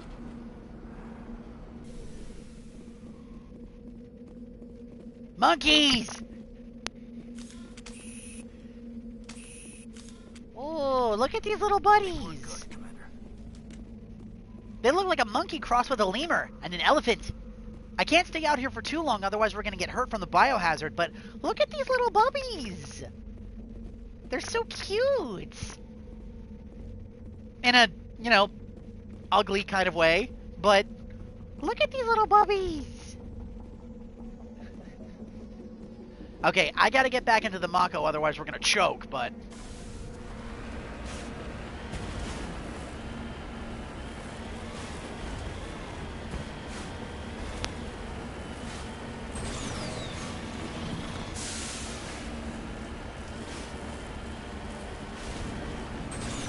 Alright, like usual, let's get a view from high up, just so we can see kind of what we're looking at here.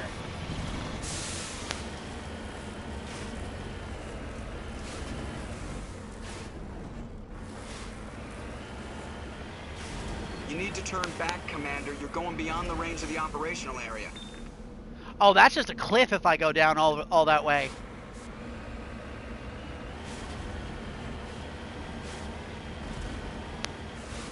Alright, let's get a good view from up here. Wow. That's pretty.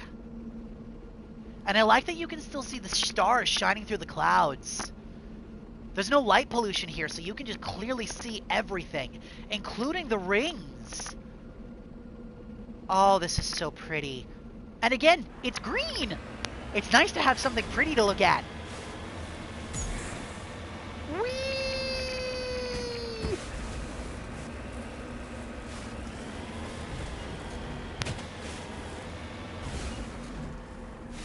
Got it. I love gold. I smell trouble.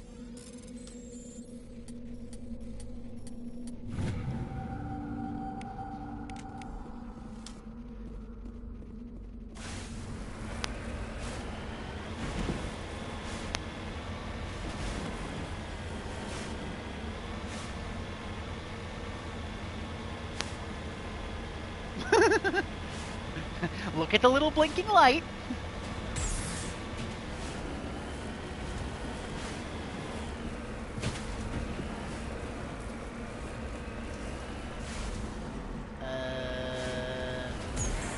Whee!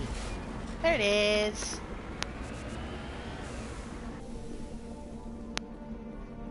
Oh no, the probe crashing down killed some of the monkeys. This is the surveillance drone, but where's the data module? A monkey-like creature seems to have made off with the data module. The hard way.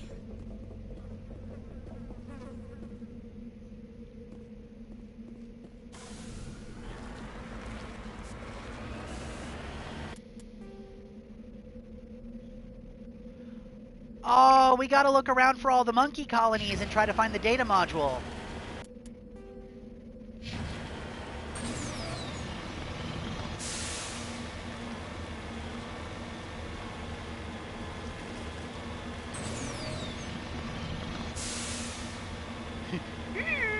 Monkeys!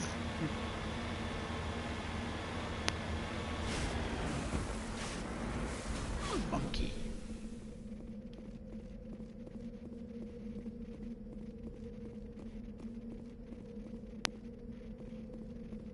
Doesn't look like any of these ones have it. Not that I can see anyway.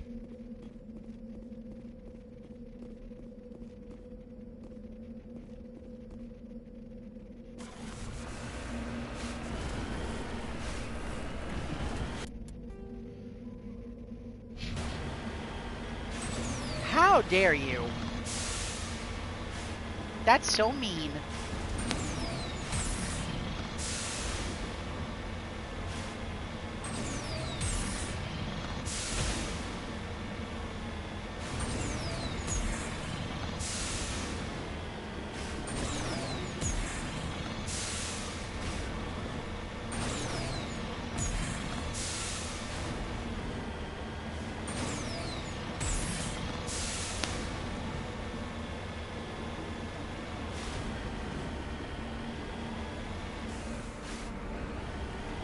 Monkey.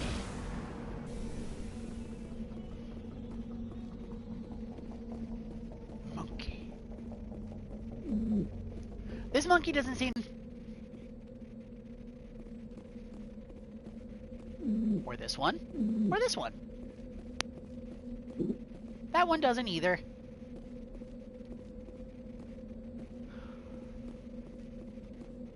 None of these ones had it.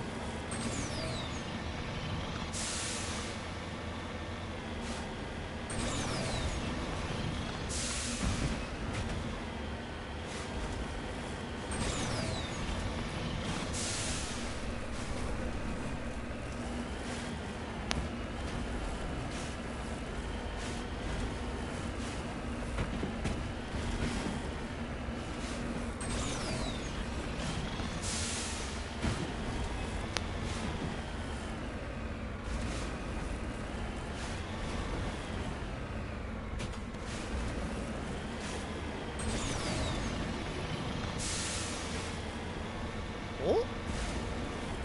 Oh. What this?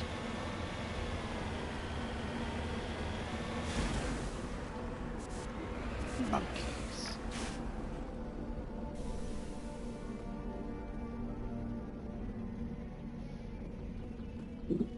Nope.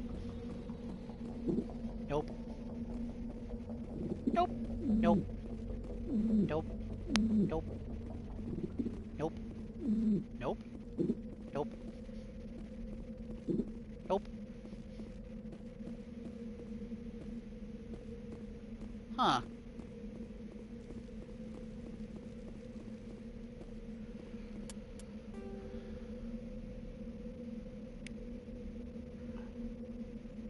There's a thing here. An alien creature has run off with the module. Track down the alien and recover it. Let's look in here. I doubt it's in here, but there's a thing we can explore, so let's go look.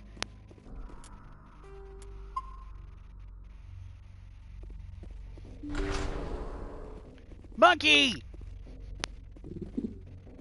There's some in here too? How did they get all the way in here?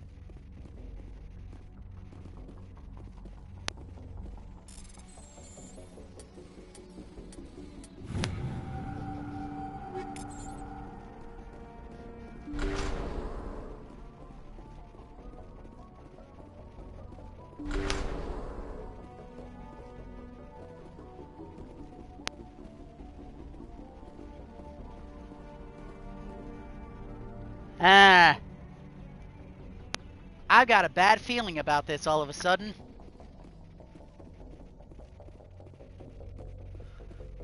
Monkey.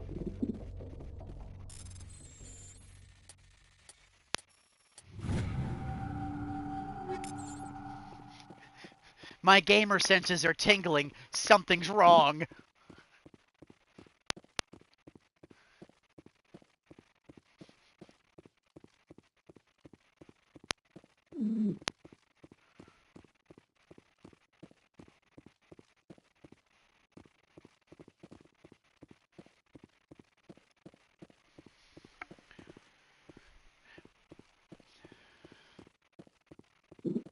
If it's not, I will be very surprised. Because there ain't no way we're going through this big building here not to get something and then have to fight our way back out against the Geth. He dropped the data module! Got it! It's a miracle the data module's still intact. Joker can transmit this info to Alliance Command. I knew it! Here come the Geth! They found us!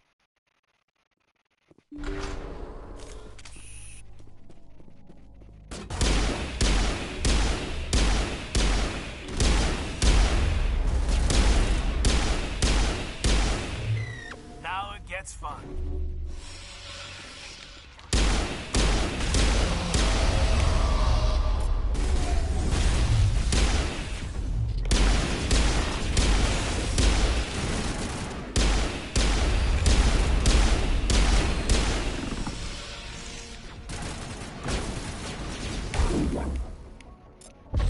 Up you go!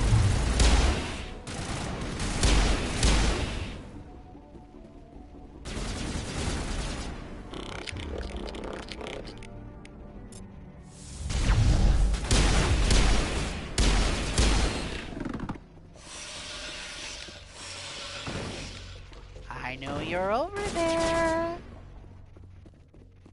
Peekaboo! I found you.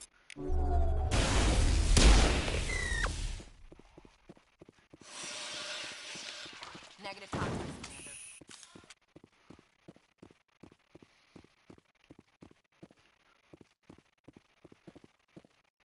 Where are all the monkeys? They all vanished. I guess they must have gotten spooked from all the shooting.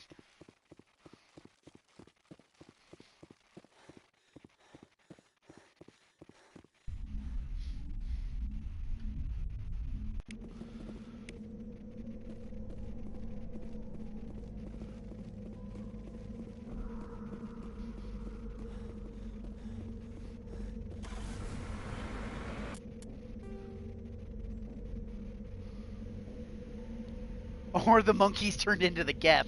Yeah, I don't see that as a possibility, but that would be kind of funny.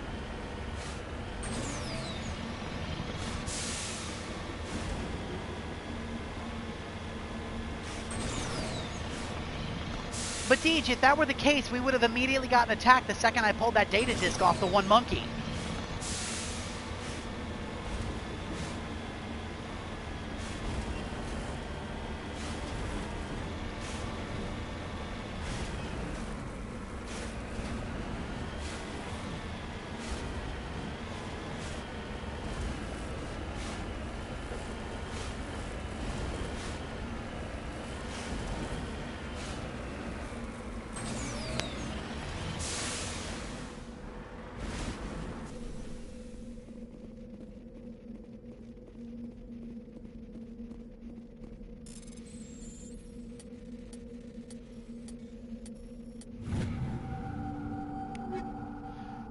Ah, we're nearing our item limit again.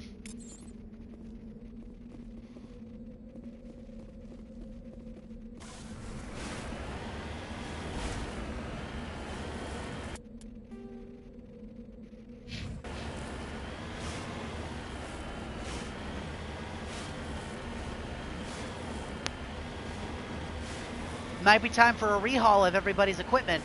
Whee! I didn't do that on purpose. Whee!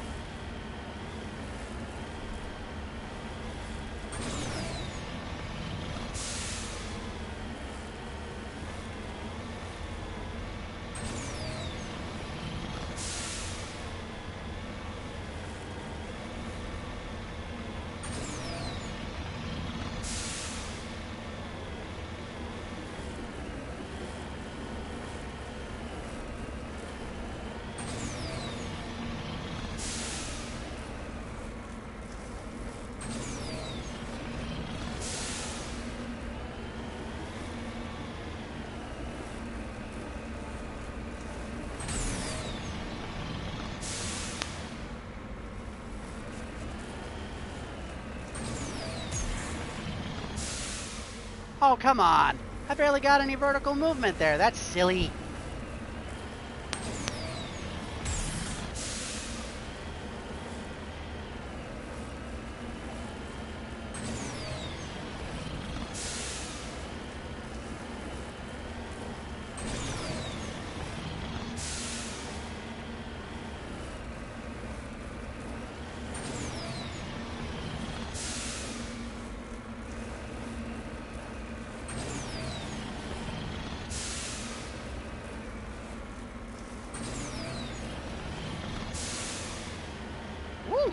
Those look like Prothean ruins.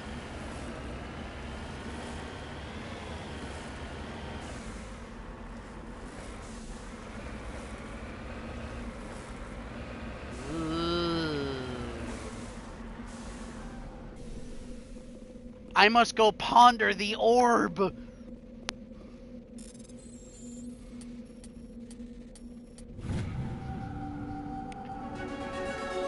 The orb has been pondered. Examining this strange Prothean artifact reveals a small, irregular slot on the underside. Remembering the strange trinket you received from the Asari consort on the Citadel, you pull it out and place it into the memory slot. The ball explodes in a brilliant flash of white light, momentarily blinding and disorienting you. Slowly, your senses return as you wake from deep sleep. You are alone in a forest, though you are not far from the caves you share with the others of your tribe. There is a pain, and a small lump on the back of your skull, as if a chip of flint has been forced onto the surface of your skin. Leaning on your bone-tipped spear for support, you rise to your feet. A sound draws your attention upwards, where a strange creature hovers high above you. It is unlike the birds you hunt by the lakeside.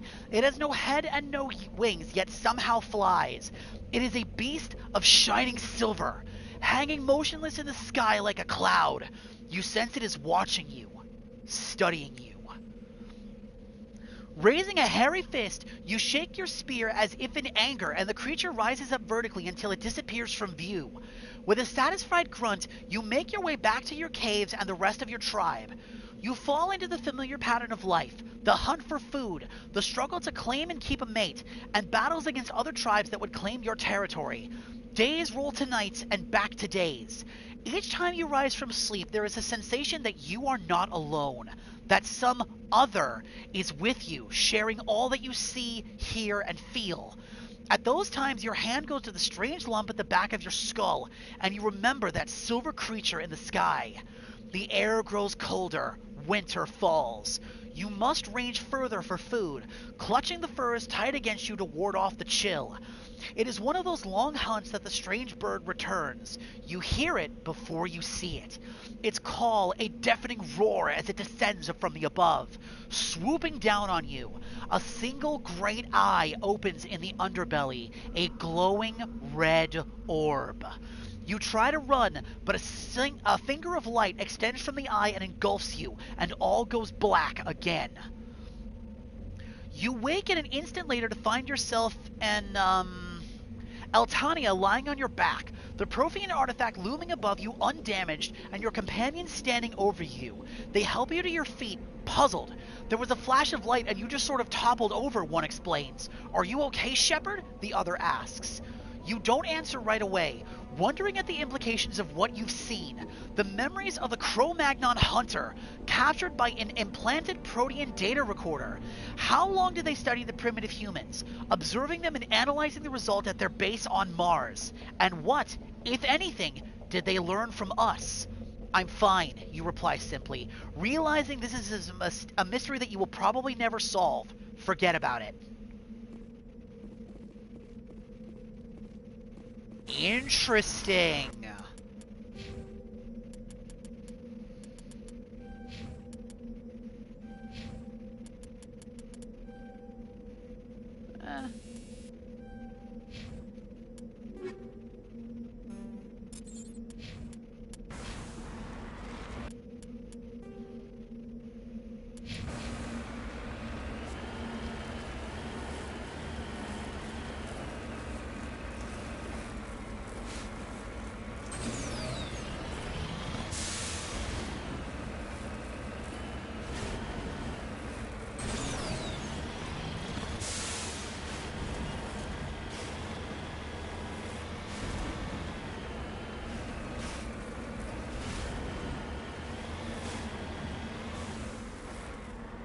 Whee!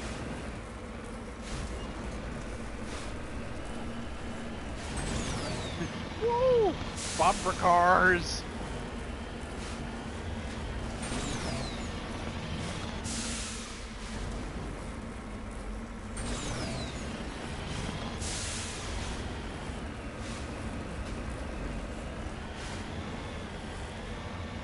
Whee!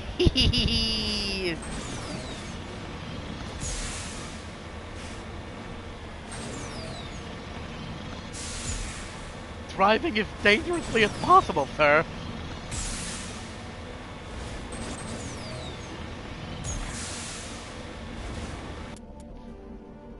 I think we're done here. So let's head back up to the Normandy.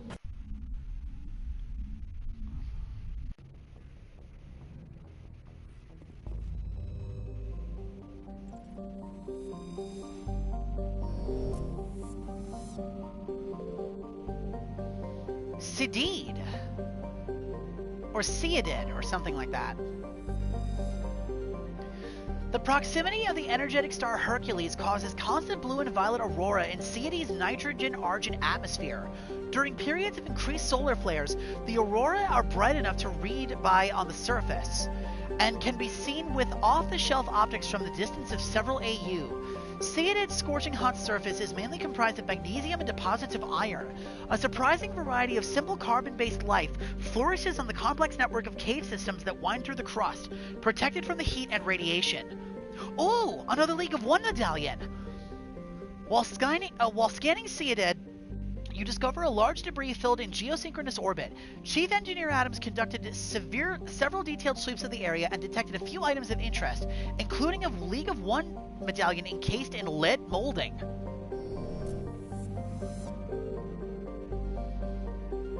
Zatheron. Zatheron is a small rock planet with a thin atmosphere of carbon dioxide and hydrogen sulfide. The surface is scorching hot and mainly comprised of sulfur with deposits of boron. Alright, we're done here. Let's head into the Pharos cluster. Theseus.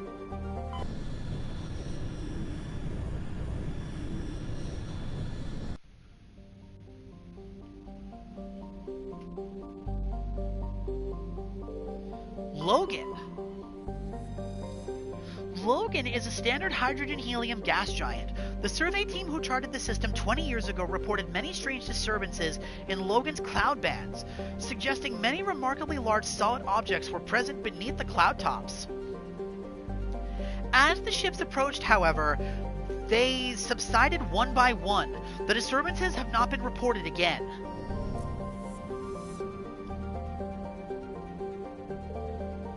Kuana.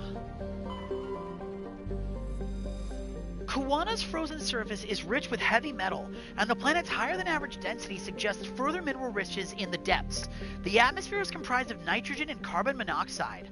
The remains of a well-developed Prothean mining infrastructure dot the planet. Abandoned mines are connected to dead cities by collapsed maglev lines. Unlike the crumbling skyscrapers of Pharos, Kuana's ruins are reasonably intact. Unfortunately, this only made it easier for looters to strip the silent necropolis of anything valuable. But we got some cobalt. Sharing. Sharing is a standard hydrogen-helium gas giant. The atmosphere contains traces of ammonia, methane, and a surprisingly large amount of water vapor, making the atmosphere a striking mix of brown, blue, and white. Of Sharing's 60-odd moons, 2 have diameters of over 3,000 kilometers. Both have signs of former Prothean development, suggesting Sharing may have been mined for helium-3. Speaking of which, a Prothean data disk. The planet Sharing displays some strange readings while being scanned. Chief Engineer Adams pinpointed the source and located a strange object. Tally and Adams brought it on board and spent hours taking it apart. The purpose of the object is unclear, but was Prothean in nature and contained a data disk.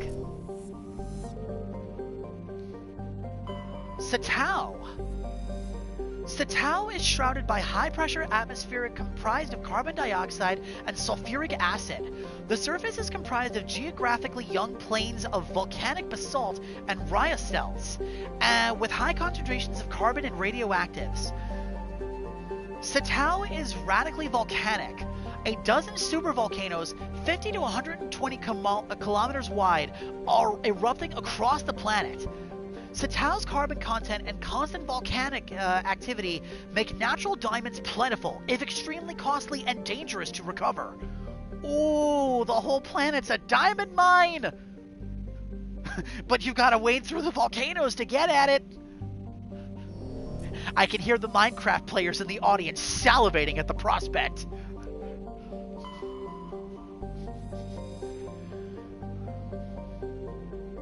We're not going down there, Deej. We can't. There's only one planet we can go to here, and that's Pharos proper. The Exogeny Corporation has founded a pilot colony on Pharos to explore the Prothean ruins that blanket 2/3 of the planet's landmass. The atmosphere is fouled with dust. Terrestrial travel is hampered by crumbled debris dozens of meters deep. There are indications that Pharos was a much colder world in the past. Pharos has 2 large moons, Orcon, the Father, and Vardet. The colony was founded in 2178 with only a 300 population. The capital is the Exogeny building. Interesting.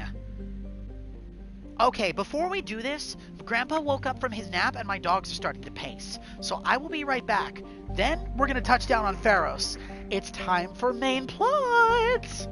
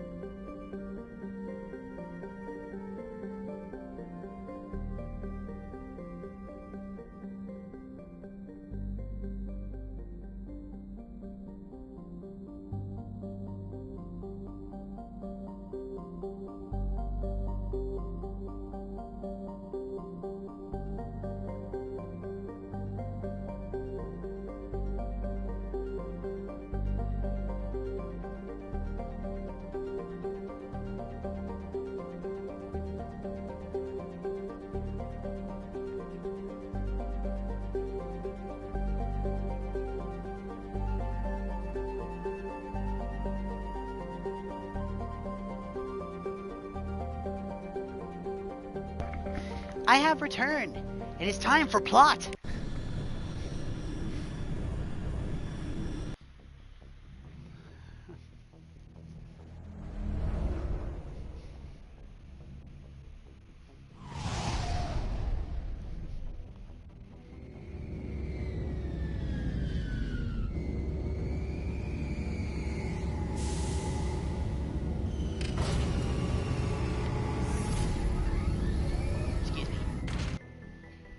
We're here. Yes, Commander? Carry on, Presley. Yes, ma'am.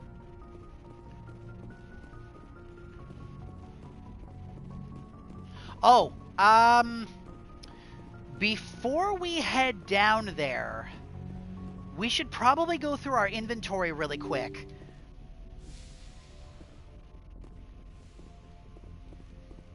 Because we're pretty close to being over item limit.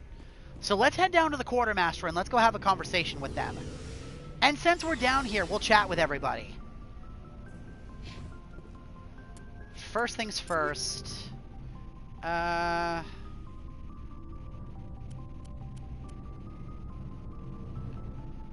you know what? Most of our guns are actually looking pretty good, so...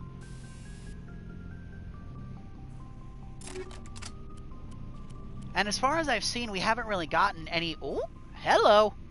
I spoke too soon. We did get some new guns. New good ones, too. Hold on.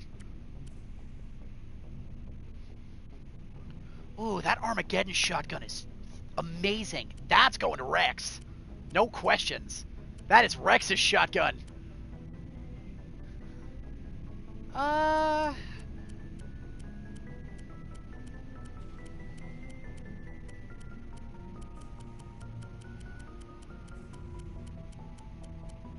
I'll take one of the katana shotguns for me. Do I have a better pistol?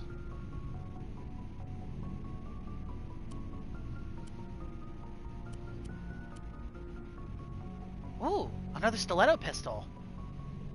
Higher level than the one we have.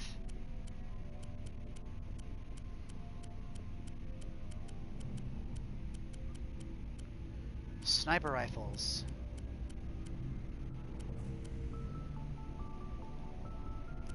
That Volkov sniper is really nice. That one I think I'll give to Garrus. I'll take one of the Punisher models. No grenades. That Cypher tool's not as good as ours. That biotic tool we have is amazing.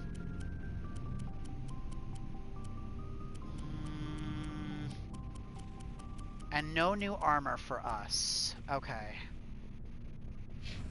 Let's go through everybody else's equipment, and then we'll sell whatever excess we have. Let's start with the main crew. So we'll do Rex first.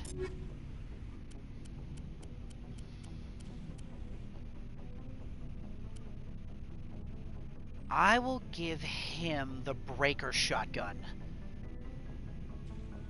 It's got room for another mod on it too, so... What does I already have on this? Weapon stability, shield bypass, and then...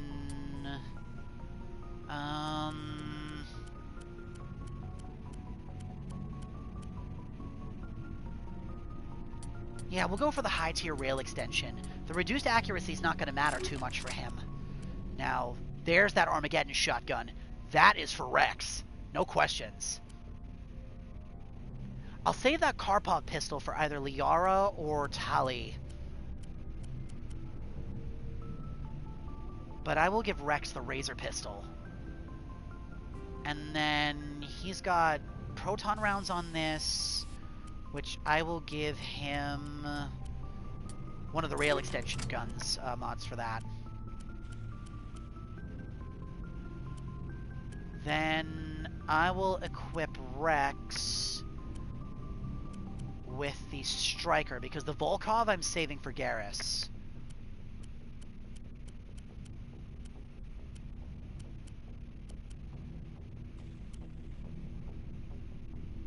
His shields take a little bit of a hit, but the Titan armor's got much better defense.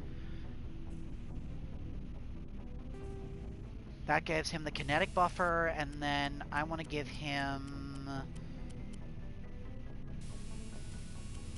resistance to smash and psychic threshold, or physic thresholds. I think that'll work really good for him. Because if he gets stunned by a biotic, that's not going to be great. Alright, Garrus is next. Alright, Garrus, what am I going to give you?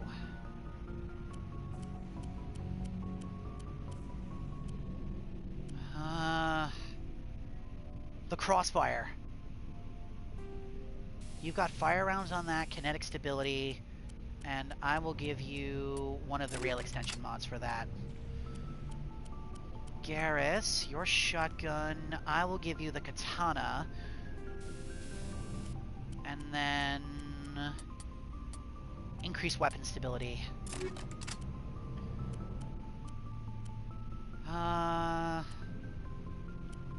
I will give Garrus the upgraded Ryko pistol. That's got tungsten rounds, a combat scanner, and then, why not, a kinetic stabilizer. Now, Garrus, you get the Volkov sniper. Proton rounds, heat extension, increased stability. What new armor can I give you, if any? None, really. That is unfortunate. But that's okay. Tali? Or no, Liara. Liara's next.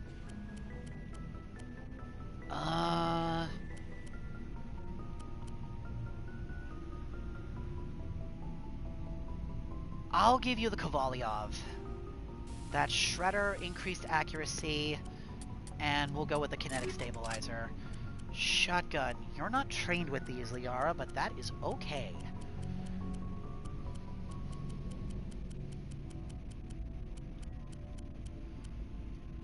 I think we'll go with the 208 with the 3 mods.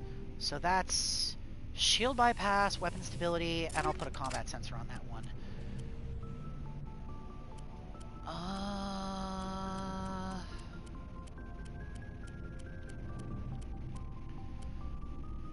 I will give you the stiletto, and Tali will have the Karpov.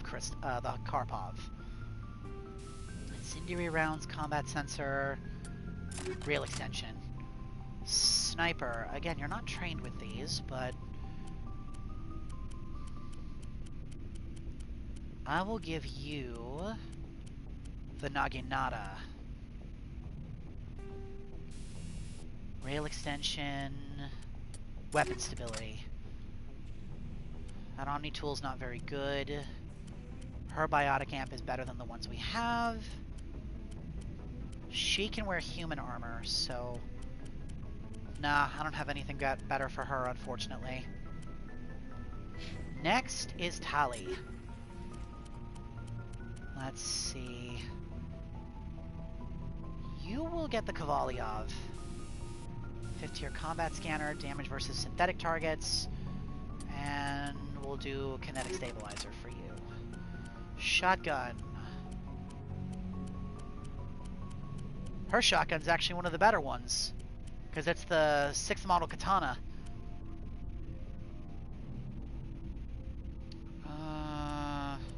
Yeah. The heatsink is fine, I think. 5th level combat sensor. I will give her the Punisher.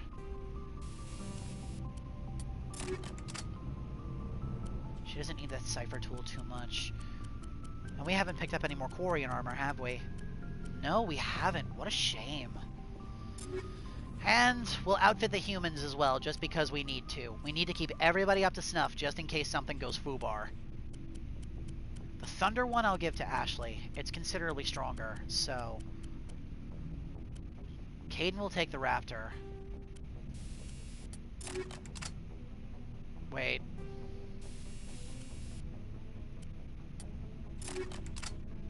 Shotgun.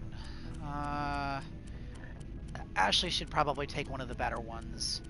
So we'll give him the Avalanche. Pistols.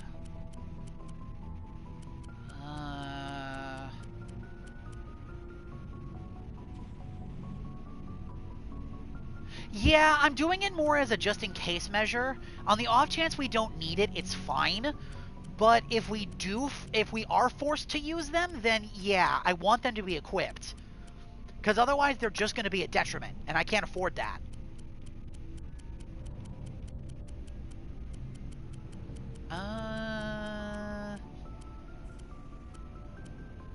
I'll give Kaidan one of the striker models.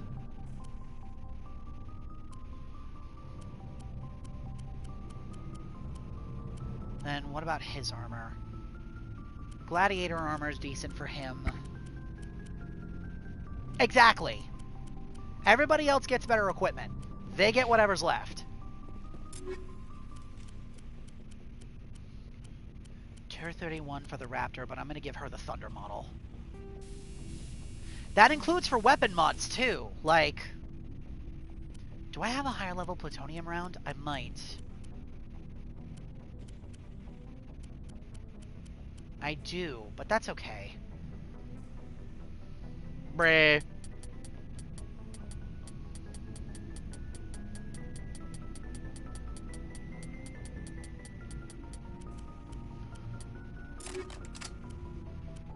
Let's see. Firestorm. Katana. It's probably going to be one of the Katana models. Pistols.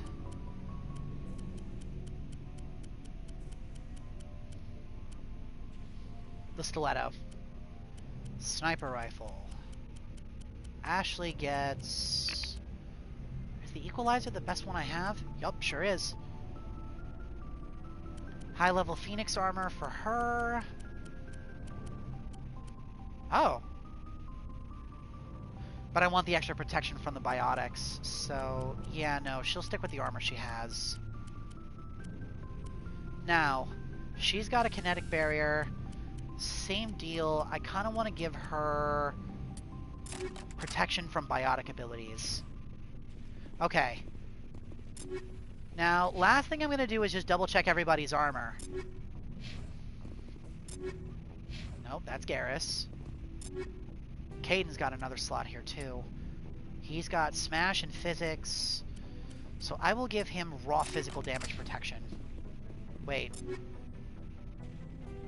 Breh. There we go. Liara only gets one. Talia only has one. I did Rex already. And my armor only has one. Okay. Looking for supplies? Yes. Let's see what you got. You bet, Commander. Do you have any Quarian armor in here at all? No! Of course you don't.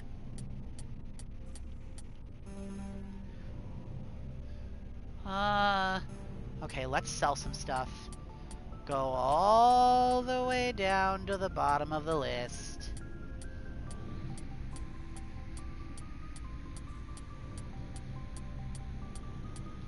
I'm not terribly surprised, like, even with the licenses we're getting, it's very rare for the Quartermaster to actually get the stuff that we actively need.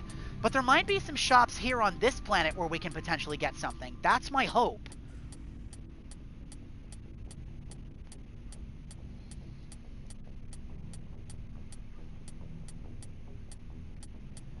I think what we're going to do is basically sell everything that is 6th tier and below at this point.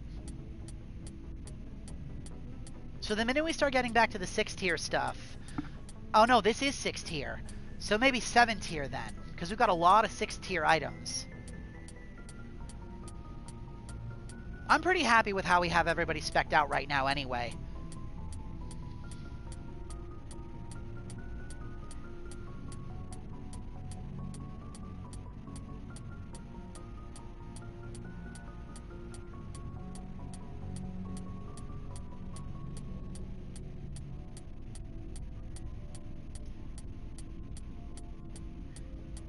This is so tedious. Gotta go down all the way to the bottom of the list. Here we go. Alright. So, the minute we start seeing 7th tier materials again is when we'll stop.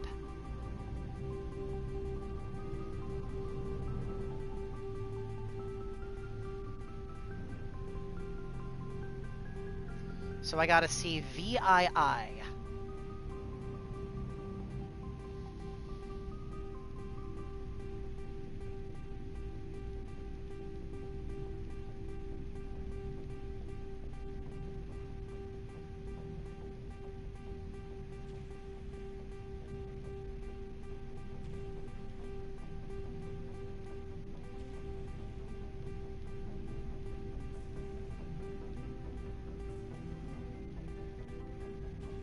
Oh, so sold a couple of things, but that's okay.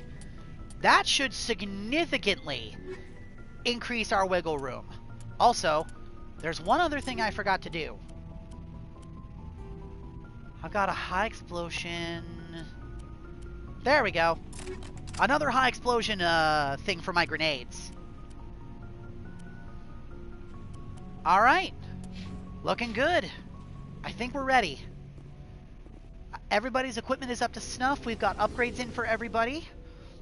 Armor and weapons look good. Oh yeah, that's right. We were going to talk to everybody. Haha. Silly me.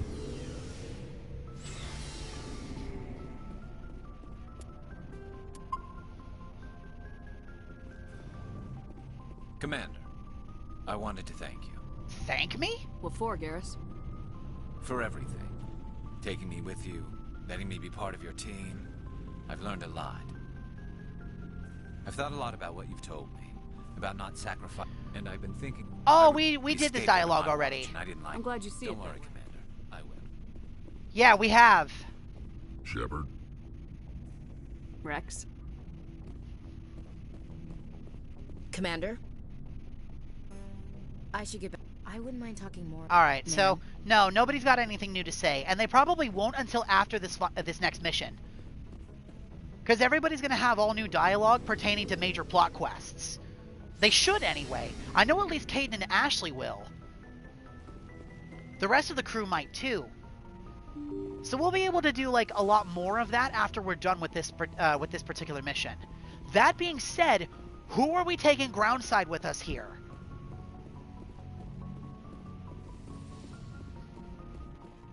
Because we got to make a decision. If I remember correctly, there's Prothean ruins on here, so I think taking Liara with us would be a good idea. As for who else should come with her, that I don't know.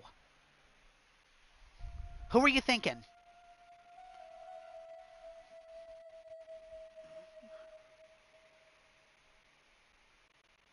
So, Liara and Garrus. Got it. Alright, let's head in. Equalizing interior pressure with exterior atmosphere. Logged. The commanding officer is ashore. Exo Presley has the deck.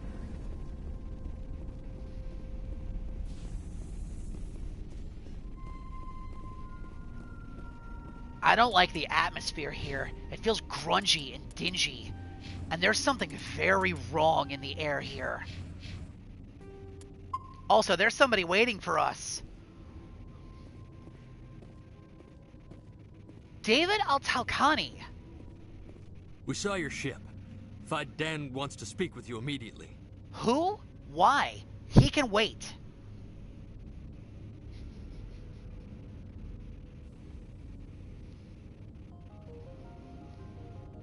Who's Fidan? He's our leader.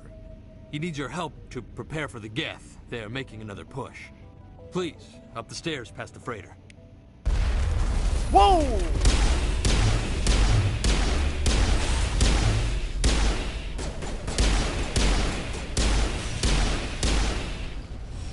Goodbye, David.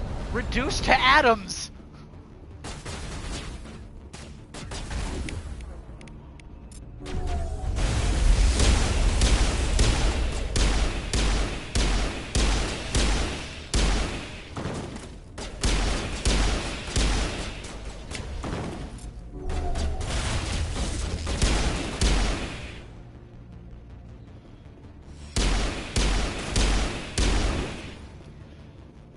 Yeah, that dude literally got atomized straight in front of us. The minute he was done talking, he got turned into dust. Jesus Christ! Stalkers!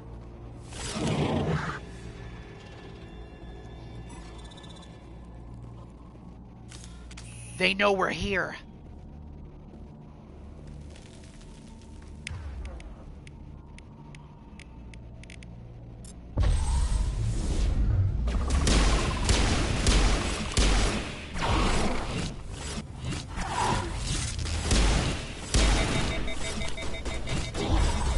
Bastard overheated my guns. There we go.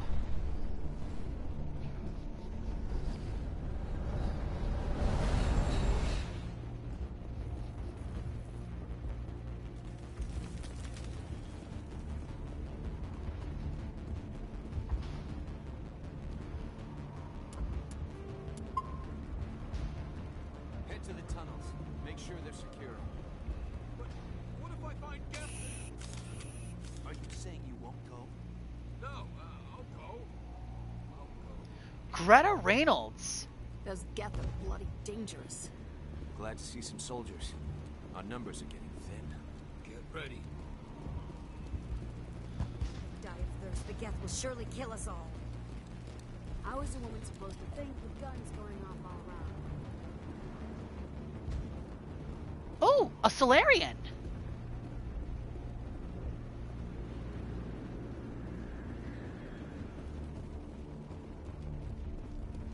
This looks like a little makeshift war camp.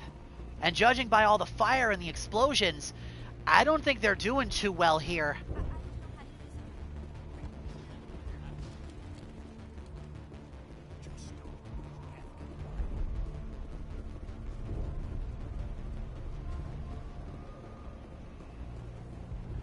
Stop the Geth. They're coming. They just keep on coming. The Geth can't be allowed into the heart of the colony. This work must be completed.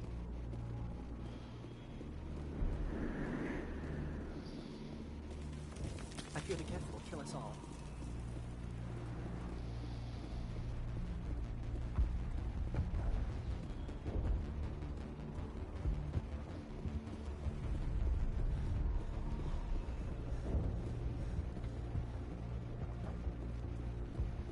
I'm just going to take a look around really quick before we head out to... There's Fogden. We're going to wait to talk with... Oh, never mind. I'm glad they finally sent somebody to help us. You're a bit late, aren't you? Arcelia. Sorry, Commander. Everyone's on edge since... Watch out! We've got Geth in the tower!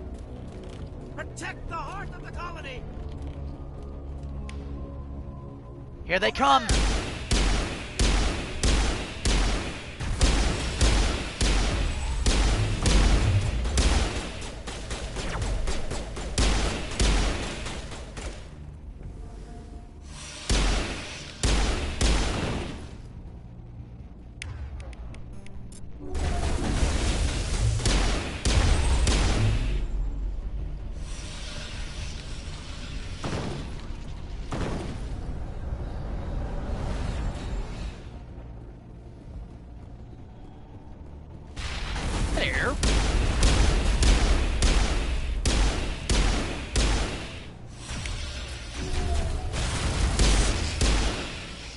Gotcha. No more contacts.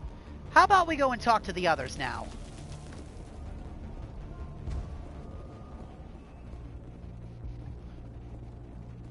We've got Geth in the tower! Protect the heart of the colony! Okay, it doesn't really seem like anybody really wants to talk with us right now. There, dear. You'll get through this. Just relax. My headaches are getting better. I just have to stop thinking about the past. Public extranet terminal. I got a codex entry off that. Nice. The Geth just keep coming. Hello, Off-Worlder. I'm glad that we aren't totally forgotten by the rest of the galaxy. Dear, please try to rest. You're not ready to speak. But they should know... yes. That's better. What's wrong? I should go. I hope you're not contagious.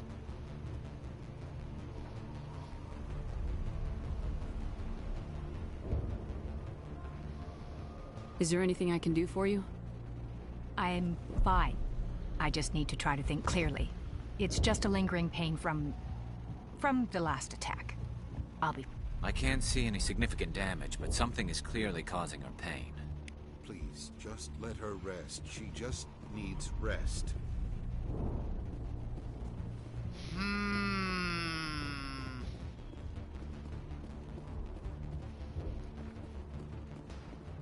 The Geth are mounting another attack.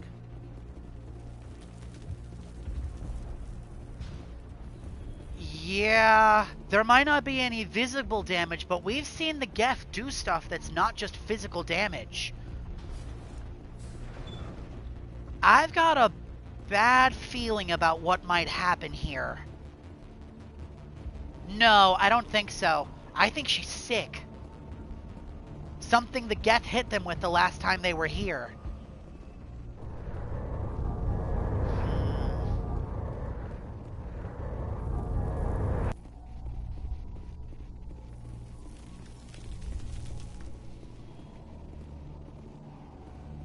Commander, I believe we are headed in the wrong direction. The tower is behind us. I know.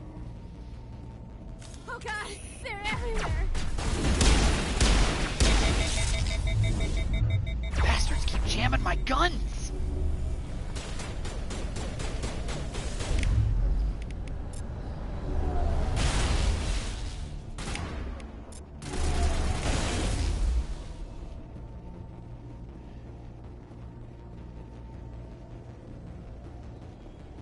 That colonist got vaporized, by the way. I couldn't even do anything before that stalker shot her.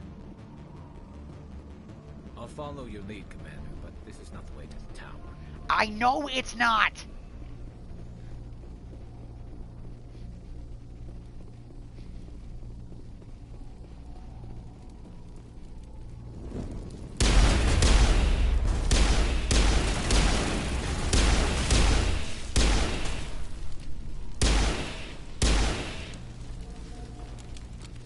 That's the whole point. Shut up! This valve looks like part of a large system. There are likely others we need to activate as well. Water filtration system.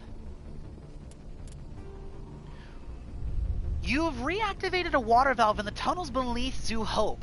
There are likely others that need your attention as well. You need to find the valves to restore water to the colony. Keep looking through the tunnels. Aha! Side quest! I knew coming through this way would be a good idea. Let's go this way first. Because I see Geth over in that other corridor. Calfhounds! Batarians!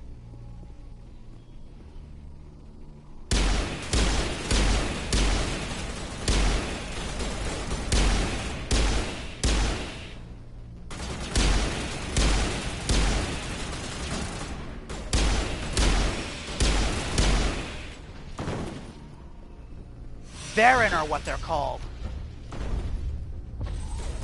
There's an alpha pack leader.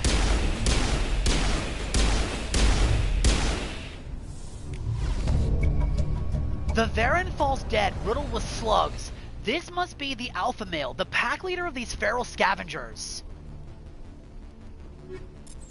Usually you don't see these things without Batarians somewhere in the area, but these might have just been wild. I'm not sure. This old disabled vehicle was more willing to part with its still functioning power cell than one would expect.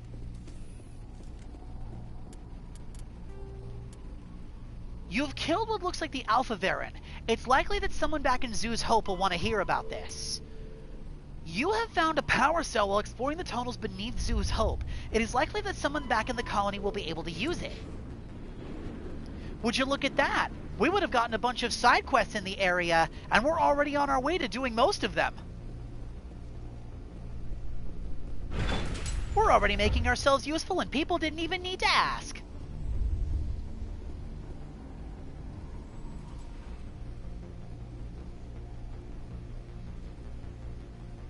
Feels good, man. Now, about those Geth.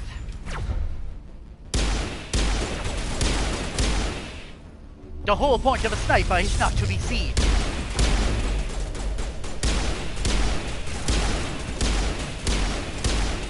Sometimes it's difficult for me to see with all these particle effects going on.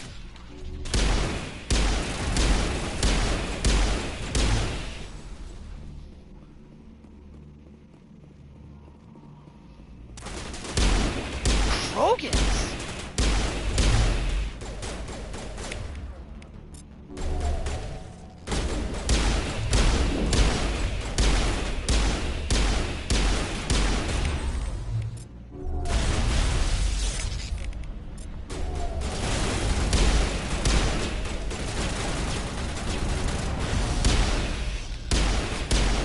Must be part of the mercenary corps working for Saren.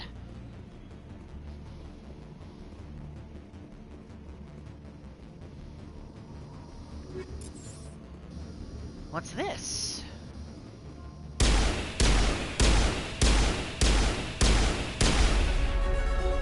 Nice! Geth in the tunnels. You have cleared the Geth from the tunnels, but there are still more. Find and destroy the Geth transmitters will give Zeus Hope a better chance of survival. Fiden will want to know that you destroyed the transmitter. Head back up and report to him. We leveled up too. Nice.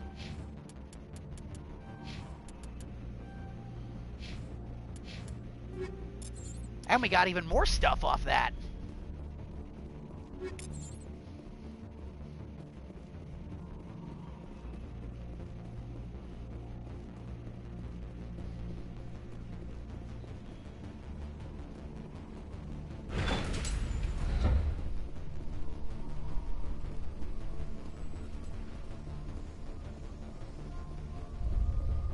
Can we go deeper in here?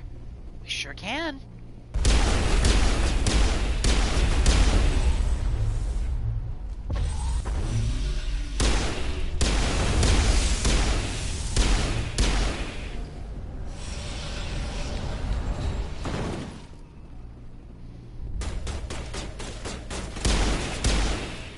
Man, it is absolutely insane watching the crew just use all their powers and absolutely annihilate anything that's in front of us. Geth? What Geth? I don't see any Geth.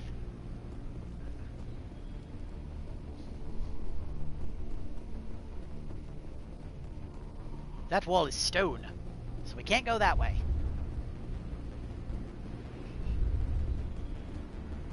Oh!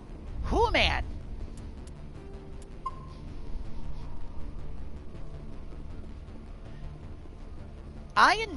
Ian Newstead. Hello, sir. You don't want to go down there. Who are you? Why not? Out of my way!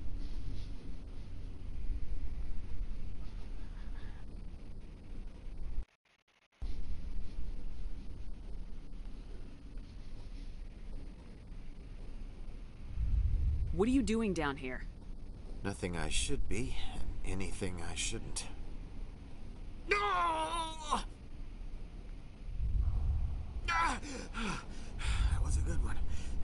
Very intense. Oh, I'll bet you he's a biotic. Are you okay? You're a little strange.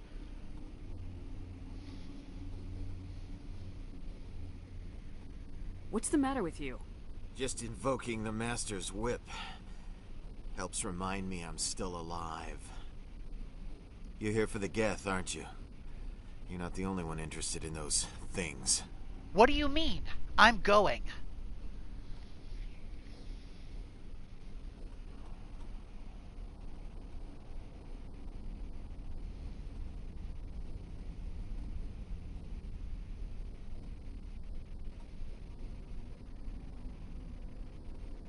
Who else is looking for the Geth? Not looking for. Looking to get rid of. They're a thorn in the side of the... Ah! Ah! Trying to get to the...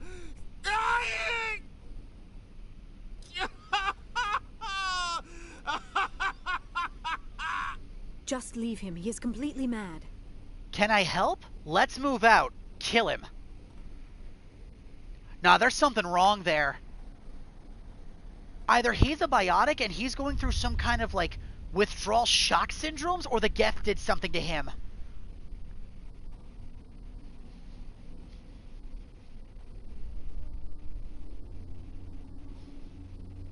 Is there anything I can do to help you? Do you even want help? Help me? No. No one can help me now. I'd rather die fighting! Fighting? I'm going. Tell me more.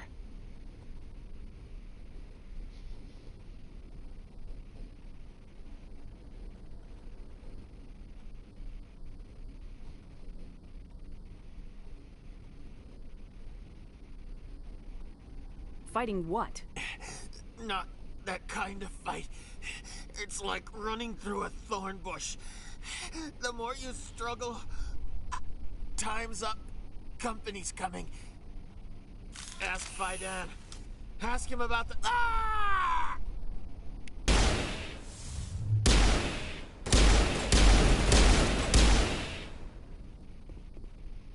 I won't.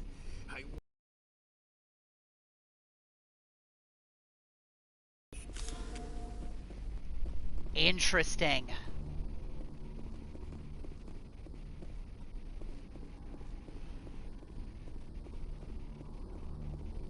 Doesn't really seem like we can do much to help him.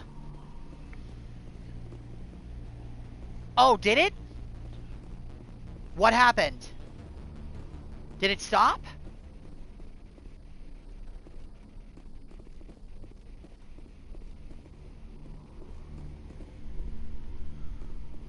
Okay.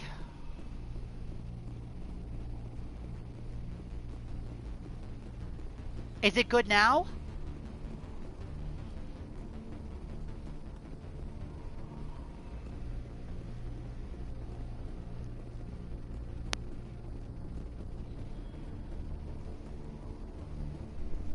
It looks okay, at least on my side. Okay, good. Thank you again for the heads up on that, Deej. Okay, we opened that door, we went that way. Please, please, please. More Geth coming in.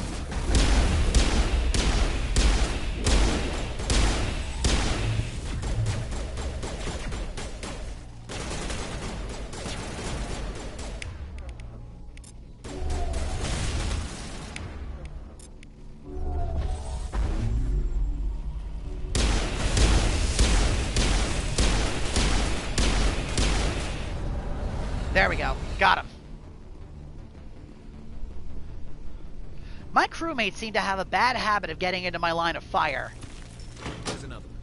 Doesn't look like it's been activated yet, though. We should keep looking. So that's 2. There's one more that we can activate around here.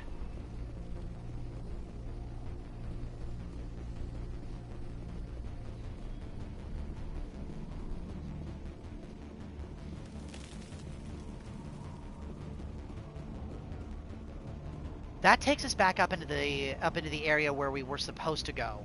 So hang on a minute. There's one more water valve down here that we can find.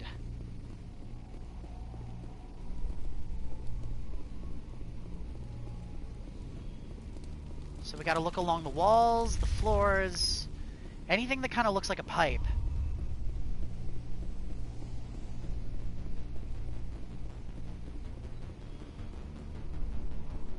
Okay. This is where the data transmitter was, I'm pretty sure. I'll know for sure if we see the Krogans, though they're probably despawned by now. Yeah, that's the area where we destroyed the transmitter, and that's where we fought the Krogans. Okay. So we're good here.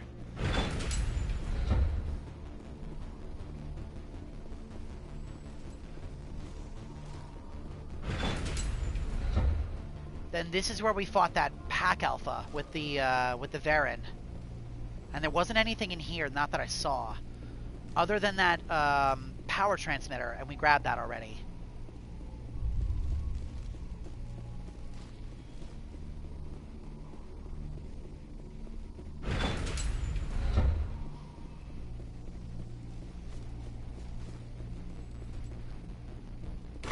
Bingo! There we go. That's all 3 water valves done. Turning this last valve appears to have activated the system, Commander. Nice. Okay. So that activates the water filtration system. So we managed to destroy the transmitter, we've got the power cell, we stopped the Varren, and we managed to get the water filtration going. That's 4 side quests done, and we haven't even gotten anywhere near doing the main quest yet. Now then, let's head back and clear the Geth out of that tower.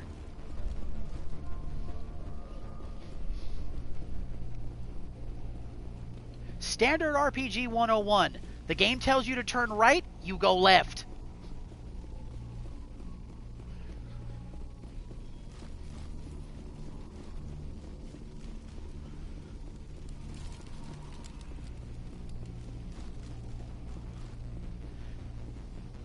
It's a bit of a trek back up, but whatever.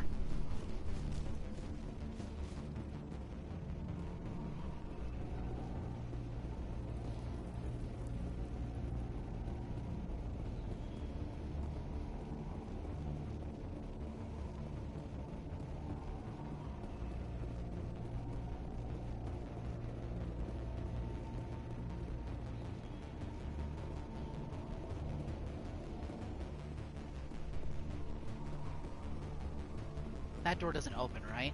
Nope.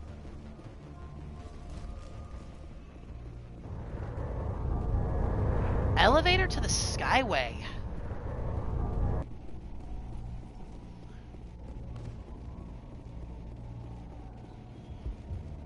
Yep, okay. So we're back near the camp now. We'll turn in those side quests after we're finished with the tower, since I don't think we'll be able to talk to anybody otherwise. Did I go the wrong way again? Yes, I did.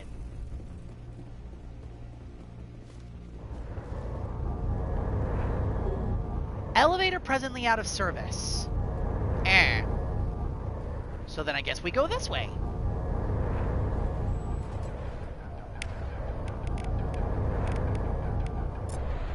Up you go.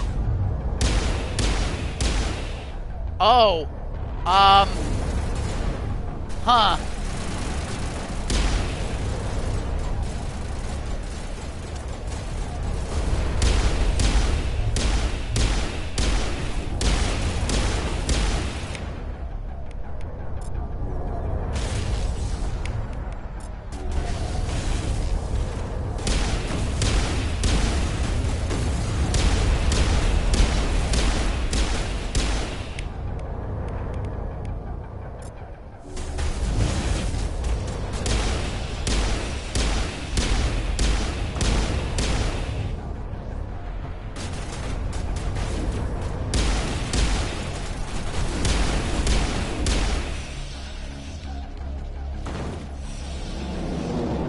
Ah, there was a dropship up there. I didn't see that.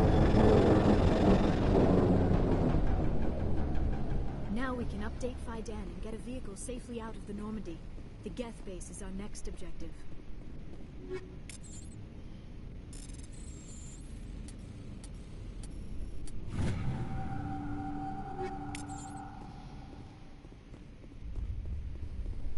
Sounds good. All right.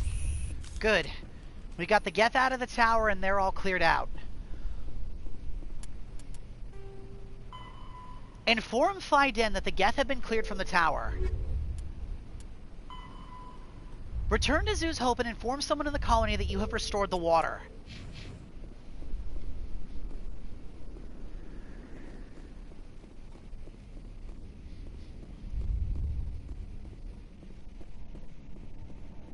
I saw that. Garrus just teleported.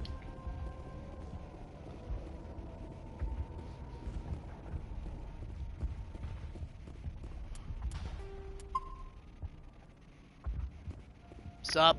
The tower's secure. Thanks to you, Commander. Happy to help. It's my job. I didn't do it for you.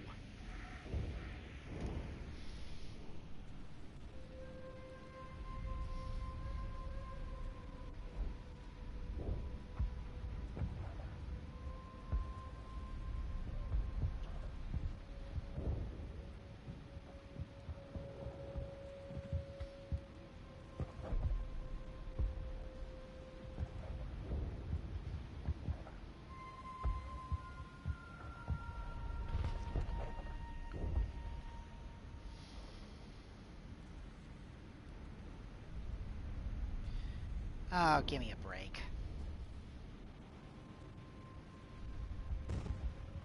There we go. I'm just glad your colony's safe. I appreciate your concern and your efforts against the Geth. They may have been slowed, but they'll be back. They always come back. Don't worry. Why? I need details.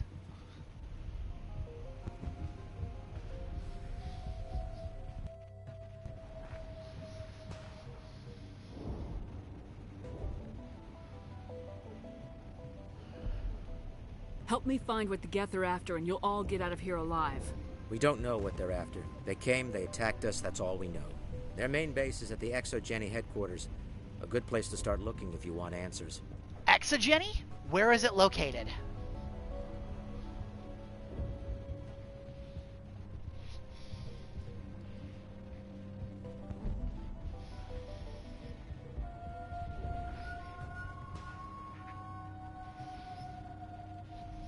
How do I get there? The Skyway leads directly to ExoGeni headquarters. You can't miss it. Of course, there's an army of Geth between here and there. We're prepared. No problem. Good.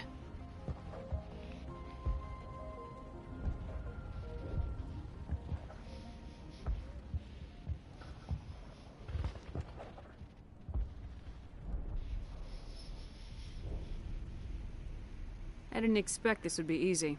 Then maybe I can get this colony operational again. Investigate. Tell me about the Geth base. What can you tell me about the defenses the Geth have set up? I don't have any details, but I'll wager it's a lot more fortified than the command post. They landed at least one Geth ship at ExoGeni, and I've seen large walking tanks on the Skyway. Expect a hard fight. Operational. What do you need done to get this place back on its feet? We need those Geth destroyed. Arcelia's right. There are still Geth in the tunnels. We also have more mundane problems like food, water, and power. I'm not sure where we stand on those matters. You should talk to the people overseeing them. We might actually have answers for every single question there. Water shortage, food shortage, stop the Geth. Let's start with the water shortage. Is there anything I can do to solve your water shortage? Maka Doyle has been assigned to that particular issue. If you have any insight to offer, please speak with her. Tell me about the food shortage. You mentioned something about a food shortage. Davin Reynolds is tasked with securing food for the immediate future. If you can assist, please speak with him. And what about the power? What's wrong with the colony's power supply? May O'Connell is working on our power problems. She'd know more about it than I do. Well, I have one problem for you. I did stop the Geth. I destroyed a Geth transmitter in the tunnels. They won't be a problem any longer. Thank you, Commander. We're in your debt. You've taken a great weight off my shoulders. I just wish I had such good news for every problem.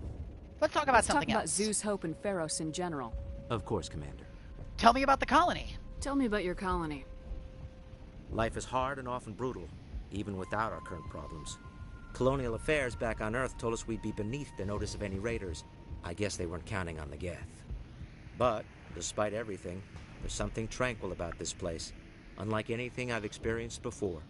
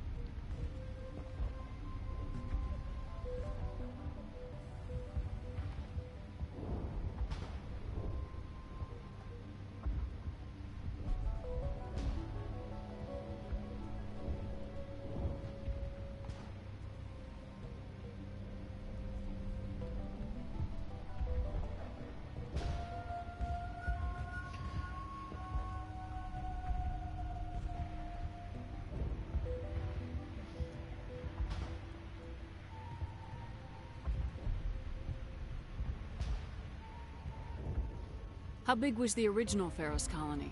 We were nearly 1,000 at the main site, 200 more at my outpost.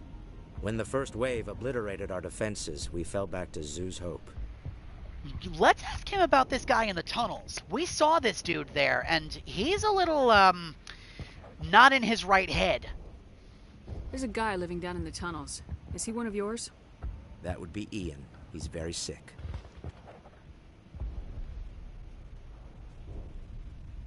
Very sick. Huh.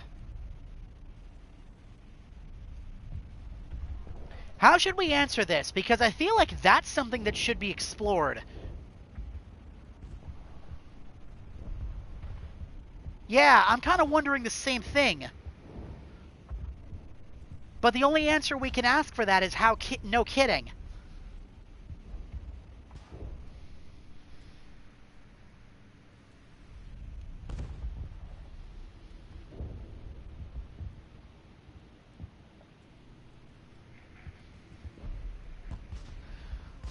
Yeah, we can ask about exogeny, but we'll have to re-trigger this dialogue if we want to get this option. Since there's some splinter dialogue based on what choices you say, we don't always explore those. Do we want to poke a little bit more at this one, or leave it be?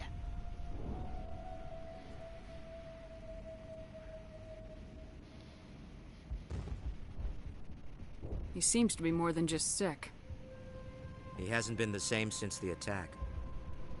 We tried to help him, but he wouldn't listen to us. I can't help my people if they won't listen, Commander. Is it possible that you can medicate him?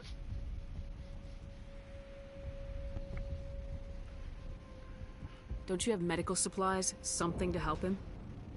I wish it was that simple. Ian was a good man I'd like to have with us. Please, Commander. I'd prefer not to talk about it anymore. That's fair, I guess. What can you tell me about exogeny? What else can you tell me about exogeny? ExoGeni funded this colony. Without them, we wouldn't be stuck here. They specialize in colonization. In return for bankrolling the colony, we work for them. Their main goal is the retrieval of valuable artifacts or resources. Except there isn't anything here. Or if there is, we didn't find it. Artifacts? I wonder if that's what the Geth are looking for. Perhaps. As she said, we never found anything of value. Of course, the Geth could know something we don't. Alright, goodbye. I'll talk to you when I learn more. Good luck, Commander. Nice! We earned 10 Paragon points off that. Let's go! Yeah, there's something very, very wrong here. I can tell. There's stuff they're not telling us. You're the one who repelled that last wave. They'll be back. And if the Geth don't kill us, we'll die of hunger soon enough. You need food? Are you doing anything to remedy the situation? I need to boost rations with Varren meat, but it's too dangerous. The Alpha Varren, he's huge and he's mad. Rabid, maybe. Totally uncontrollable. I can't do anything until he's dead. Tell me about the colony. Tell me about Zeus Hope. The colony is growing. Or it was. But you should speak with Faidan. He is our leader. Personal questions. Tell me about yourself. What's to tell? I came here with my wife Greta, looking for adventure. A new life together. This isn't exactly what we signed up for. Of course, it would be much better without the Geth. We were really starting to enjoy the colony before they came. Tell me about hunting the Varren. Tell me about hunting Varren. Hunting them is impossible while fending off the Geth. On the positive side, they'll attack anything, even those damn synthetics.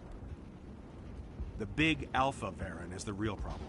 He's mad, erratic, completely unpredictable. Well, lucky for you, I took care of your problem already. I killed the big Varren. The rest are yours. Excellent. I'll organize a hunt when the immediate threat of the Geth is gone. I don't think we really need to ask them for supplies. We don't need it. What do you say we just leave? These guys are already struggling as it is. I don't want to ask them for anything more.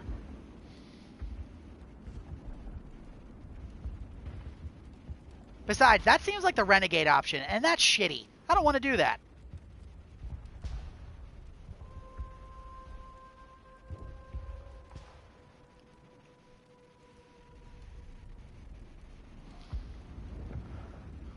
I have to go. Here, for your trouble. It's not much, I know, but it's all we can spare. Oh, would you look at that? He was even nice enough to give us stuff anyway. And we earned a bunch of Paragon points for that, too.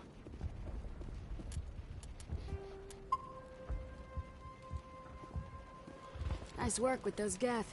Glad you showed up. I still need the power cells for this generator, though. Why don't you take a look at these, then? I found these power cells in the tunnels. Are they what you're looking for? I knew they'd turn up eventually. Here, Fidan gave me some requisition money. It's all yours. Now if I can kick these power cells into Oh place, my I'll have this gosh. colony up and running in no time. And we got a ton of Omni Gel off that too!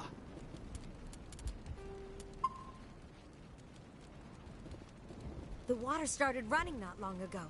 Thanks to you, I assume. Now we just need to deal with the Geth and we can get back to growing this colony. Here, a few credits for your trouble. Thank you again, Commander.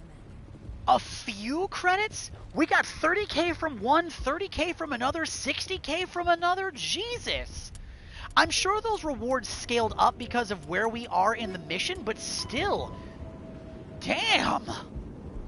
Take the elevator from Zoob's Hote down to the Prothean Skyway. Use your vehicle to make your way to the Exogeny headquarters and investigate the Geth. Again, I'm almost positive that the entire reason we got as much as we did was because of how far along in the game we are before we got here. Commander, I was told to make my supplies available to you if you wish. Tell me about the colony. What can you tell me about Zoo's Hope? A fascinating place by all accounts, though the Geth have made it treacherous. You might like it here too if you gave it a chance, Commander. I never thought I'd stay in one place for long, but here? I will stay here. Can I ask why? This place is barely holding together. Why stay here? I can't give you an answer to that, Commander. At least not one that you would comprehend. Why not try asking Fidan? Maybe he can tell you what I can't. Tell me about your stock. How do you keep things in stock in conditions like this? My list of consumers has shrunk significantly since the attacks, and few of those have time for shopping. What's your name? What's your name, Salarian? My full name is Goratu Heranon Maldinest God Inost Ledra. Humans usually employ surname and given name only. Inost and Ledra in my case. What a hell of a name. Man. Those sound like titles more than a name.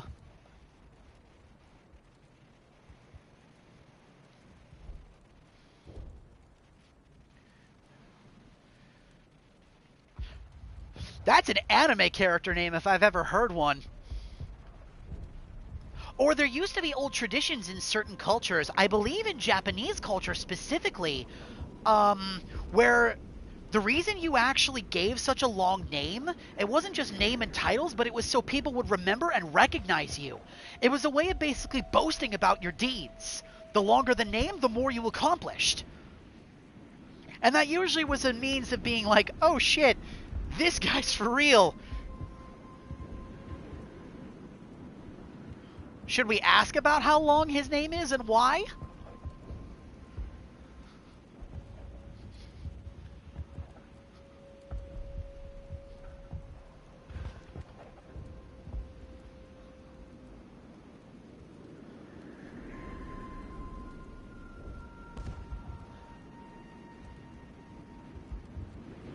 That's fair. Personal question. What's a Salarian doing on a human colony? This Salarian goes where the credits are. Or I did. A well-stocked freighter can be a profitable investment on a new colony. But once I was here, I decided to stay on. The colony life grows on you after a while. What do you have? Let me see what you have. Of course. I may be able to provide a few interesting items. He's got some powerful weapons here, but they're very expensive. He does, however, have an armory license, which I do want. The guns I don't think we'll really need. We're pretty good for where we're at right now. But I want that license off of him for sure. You're the commander of the ship that just landed. Tell me about the colony. What do you know about the colony? We just arrived a short time ago. It seemed like any other colony at first, but it's different somehow. Different? What do you mean? It's hard to explain. It's kind of like... I can't describe it. You should speak with Fidan. He knows the colony better than me. Well, who's the owner of this ship? Are you the captain of this freighter? Not originally. The captain died in one of the Geth raids. I'm the last crew member. We shouldn't even be here. The Salarian merchant promised us a fortune. I wish suppose it could be worse. Can you fly it? What's wrong with the ship? Isn't she space-worthy? There's too much damage. Maybe if the Geth stopped attacking, I could fix her.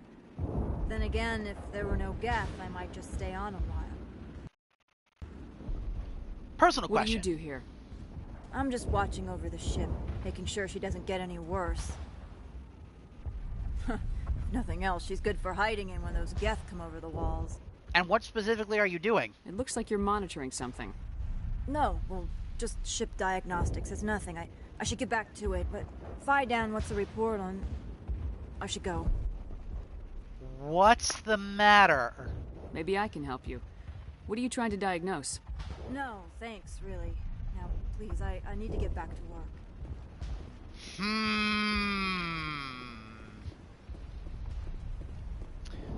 Something is wrong here.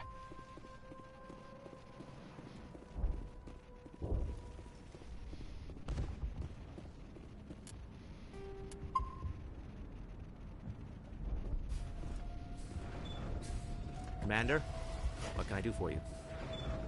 Everyone's acting strangely. I'd like to know why. Some of the colonists are acting strange. We're a close-knit group, Commander. Most of us have lost loved ones, friends. These aren't trained soldiers. Nobody taught us how to deal with the horrors of war. This is our home. We've watched the Geth slowly destroy everything that is important to us. Don't judge us too harshly. Goodbye. I'll talk to you when I learn more. Good luck, Commander.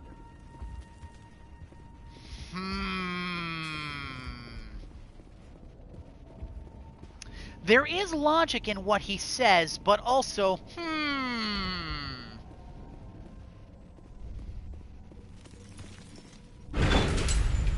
Elevator to the Prothean Skyway. Up we go!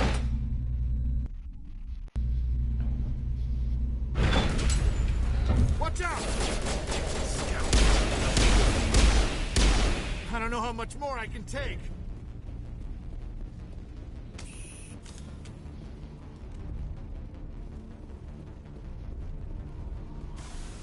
And now to the Geth base. Not something an intelligent being would typically say.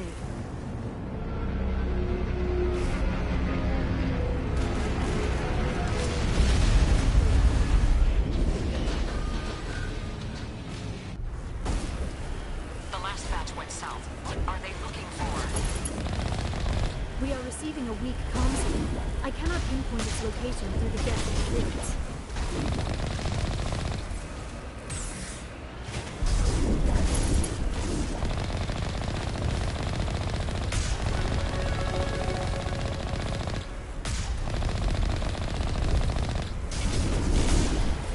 More on the comm, Commander, but I still can't get a fix on it. Any sign of movement? Elizabeth could still be in there. It's only been a few days.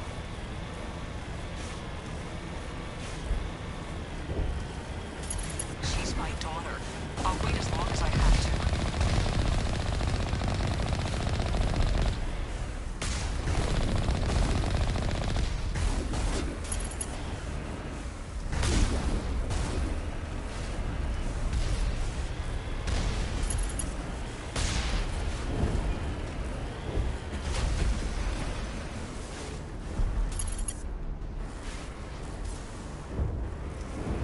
Huh. That's weird. It says there are Geth over there, but I don't see any.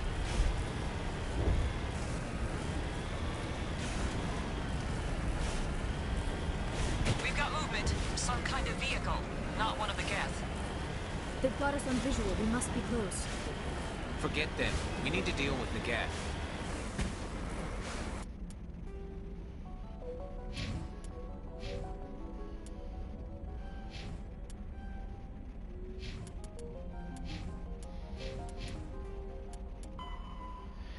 You detected a mysterious signal that seems to be coming from a different group of colonists. If you think it worth your time, track down the colonists before heading to Exogeny. Yeah, no, I definitely think this is worth our time here.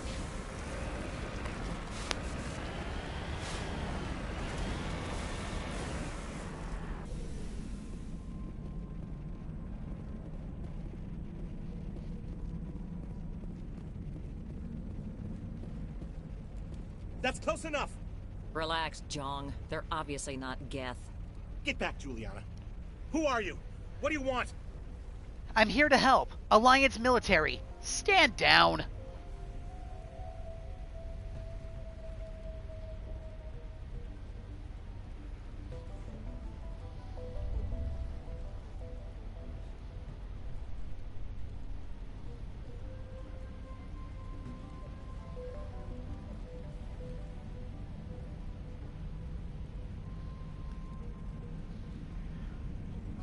Commander Shepard, I'm here to remove your Geth problem. You see? You worry too much. And you trust too easily, Juliana. I'm just glad to see a friendly face. I thought we were the only humans left on this planet.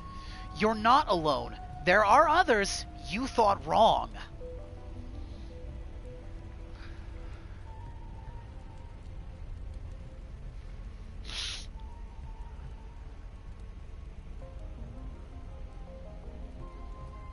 Phi Dan and some of the members of Zoo's Hope are still alive. I thought you said they were all dead. I said they were probably all dead. They're surviving, but the Geth really hit them hard. We know what that's like. Those damn synthetics are relentless. I understand. Where are they? That's war for you.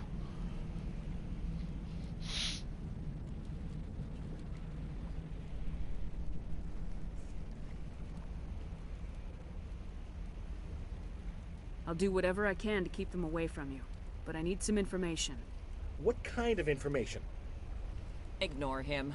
The Geth are up in the Exogeny headquarters, just a bit further along the Skyway. Those headquarters are private property, soldier. Remove the Geth and nothing else. Don't worry. I should go. Shut up!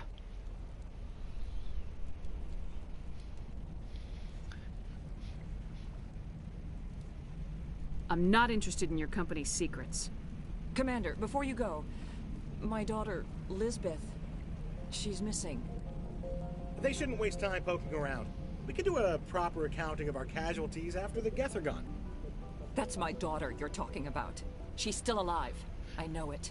I will be right back. My girlfriend is here, so I'm going to let her into the house.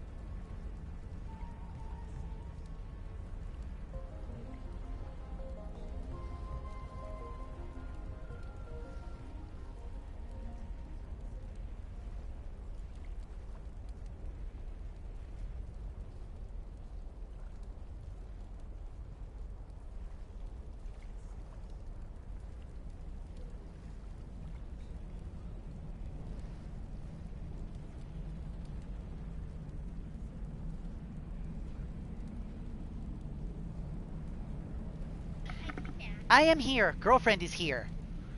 Where is she? Where's your daughter, Juliana? She was working in the hi, Exogeny girlfriend. building when Hello, the attacks Lauren. came. Oh, yeah, there were several places she could hide. For a short time. Alright. I mean, we're gonna do this, right? We're gonna go and find her?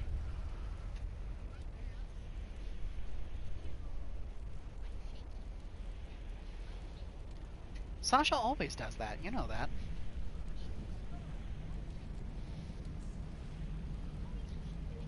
If she's in there, I'll get her out. Thank you, Commander. Thank you. Now let's ask for some information. The reason for the attack. Do you know what the Geth are after? I have no idea. We certainly haven't found anything of use. Something Exogeny is keen to remind us of. We need to recoup our expenses. It's nothing personal. Information on the colony. Tell me about the colony. We established ourselves here 4 years ago. Growth was steady until the attacks. Our biggest challenge has been the lack of resources. There's just so little here of value. Still, we were making a go of it. It was even starting to feel like home. Well, why did you come here in the first place? What brought you here? I guess I thought this would be the start of a new life. I wanted to go where I could feel like I was making a difference. Instead, everything we built is destroyed. It's very hard not to lose hope. Tell me about Elizabeth's location. Where's your daughter, Juliana? Somewhere at the Exogeny headquarters, I hope. Tell me about the facility. What was the building used for? Oh, yeah, we repurposed that structure to serve as headquarters for Exogeny. That's mostly offices with a number of light-duty R&D labs. Exogeny is a master at repurposing anything and everything. The company has to make a profit somehow, Juliana. Feros is a long way from self-sufficient. And what about Zeus Hope? How did you get split up from the Zeus Hope colony? Most of us lived closer to the Exogeny building. Zeus Hope was mostly used as a port. When the Geth hit, we scattered. Until you told us about the others, we assumed they were killed in the first wave. If we had known they were still alive, we might have attempted to join them. You still could. They're fairly secure now. Maybe you should do that. No. I don't think that's a good idea. We have no vehicles, and the Skyway offers little protection. Like the building we're in now? Listen, our best hope is to sit tight and wait for company reinforcements. They'll come eventually. Stay put until I get back. Stay bunkered down until I find out what the Geth are after. Of course. And please remember, if you see my daughter... The frontier is a lot... They could survive out there. I was hoping you'd have a moment to speak with me. I've got a bit of a problem. Of course. Not now. Just get to the point.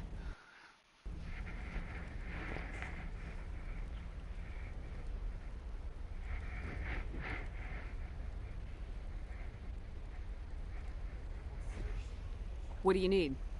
I need to retrieve some data. It's not a big job, but it pays well. Okay. Go on. No thanks.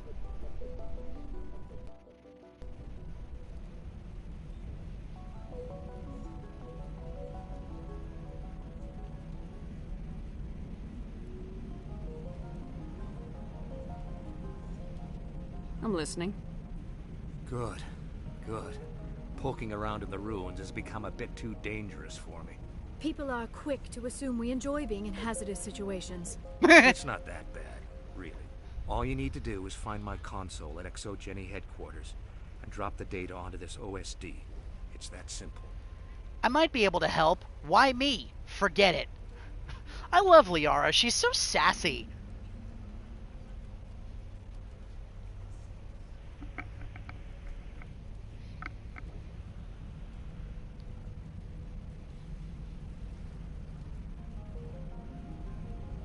I'll look around if I get the chance. I appreciate it. That data could be worth a lot of money. Of course, this all depends on getting out of here alive. What can you tell me about the data? Tell me about the data I'm getting for you. Plans for a few prototype mods. I'm a freelancer. Some of my mods are highly sought after. What's your reason for being here? Why work in the middle of nowhere if your skills are so useful? Maybe I've got a bit of the frontier spirit in me. that, and the alternative is a bit too secure for my liking. Freelancers don't have to worry about security as much, so long as we keep a low profile. And what about the reasons for the attack? Do you have any idea what the Geth were looking for? That's for smarter men than me to figure out. I have no idea what anyone would want with this ruin. Goodbye. Time to get moving. Just keep in mind what I said.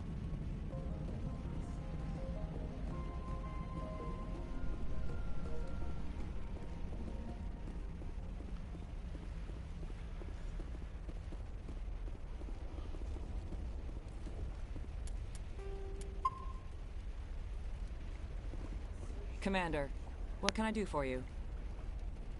Stay bunkered down until I find out what the Geth are after. Of course. And please remember, if you see my daughter... Please, keep your fire to a minimum when you go to the Exogeny building. We want to minimize damage. Oh, and I must inform you that the company will not be responsible for any injuries you sustain while in our facility. Alright, let's talk to this interesting fellow. I'm trying to be nice. What can you tell me about Exogeny? Tell me about Exogeny. Please. Exogeny Corp is the premier engine of colonization in the new multi-system economy. And in conjunction with our core interests, exploration provides a broad investment base for shareholders. Core interest? What are the company's core interests? Exogeny has a number of subsidiary companies in many different fields. The most profitable adapt alien technologies. There are many other industrial branches, but they aren't really relevant to Feros. We have an option to ask this dude what his problem is, but should we poke the hornet's nest here? Oh, you can hear him? Yeah, Toby's here. Wherever Lauren goes, he's usually here too. I didn't realize he was that loud where you could still even pick him up over the mic. Yeah, no, Toby's here. You're not much of a people person, are you? I like people. I just like them more when they're helping Exogeny profit. Someone needs to worry about the bottom line. I'm the only one left. He's fine. Let me ask you a personal question. Tell me about yourself, John. Me? Yeah, I was sent here to do some routine estimations of the potential return on investment. The attack was certainly a surprise to me. I've been trapped here ever since. Can't wait for the Home Office to get me off this rock. So that's why he's such a Debbie Downer. This dude was literally here just to see a return investment. Oh, you got a plushie for Angel. How cute. Oh, does she? Oh, her heart. That's cute. Oh, that's adorable. I love that. Nice. Tell me about the Geth attack. Do you have any idea why the Geth attacked you? None. We're scrambling to find anything of value. There's nothing here to warrant an invasion. There's barely enough here to warrant a colony. I'm going. Please be careful if you go to headquarters. We don't want any unnecessary damage.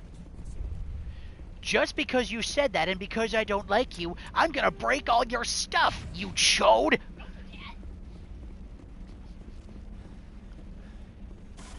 You're just a bottom-line pencil pusher, you prick. I don't have to listen to you. Oop. It would help if I knew how to drive.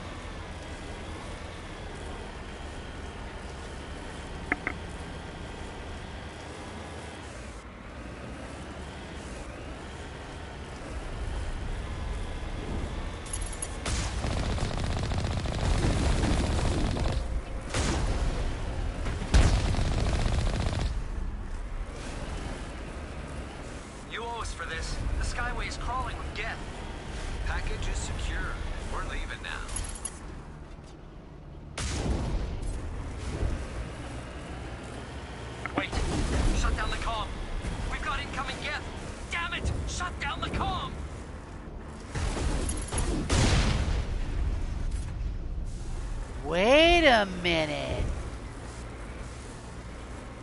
There's a tunnel entryway in here. Hang on. What is this?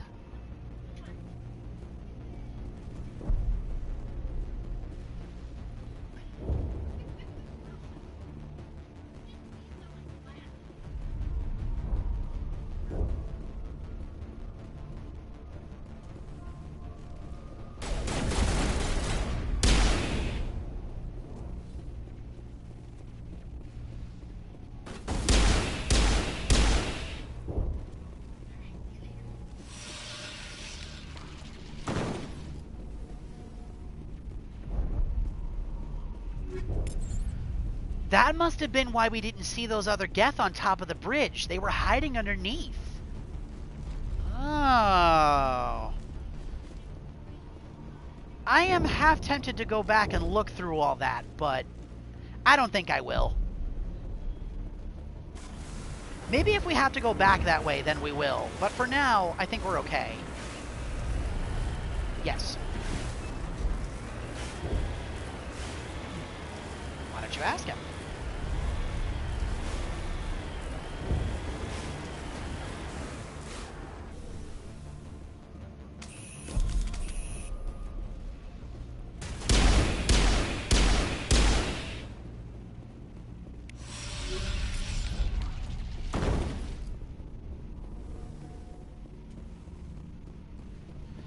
Interesting.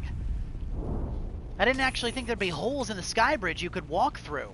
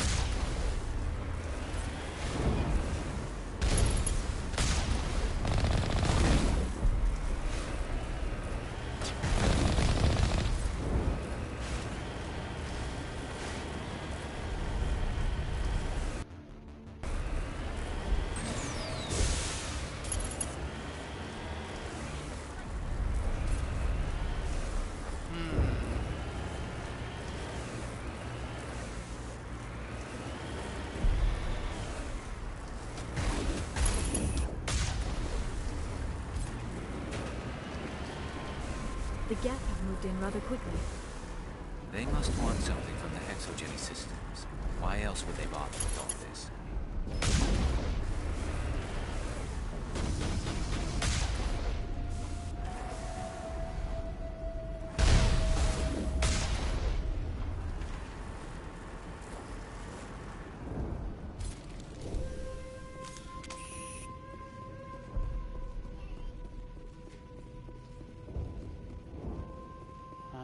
Okay. We cleared out all the Geth in the immediate vicinity. Now we gotta look around.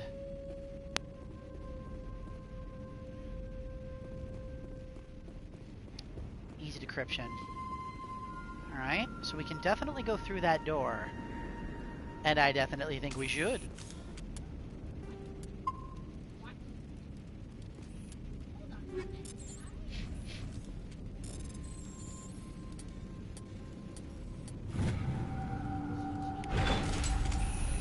Open up.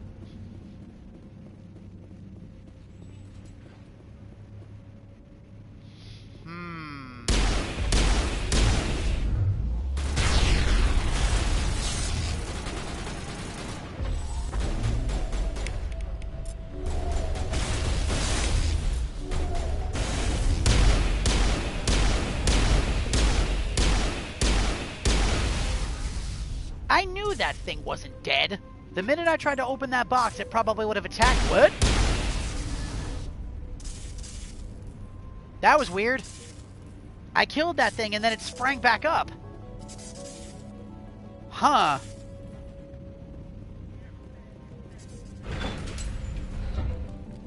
That was weird.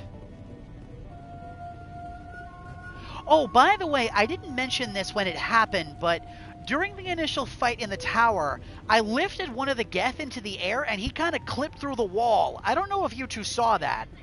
Yeah, I have psychic abilities, so my character is proficient in both technology and psychic abilities, so... No, not pyrokinesis, telekinesis. Oh, you just see the flames in the ruins, I see.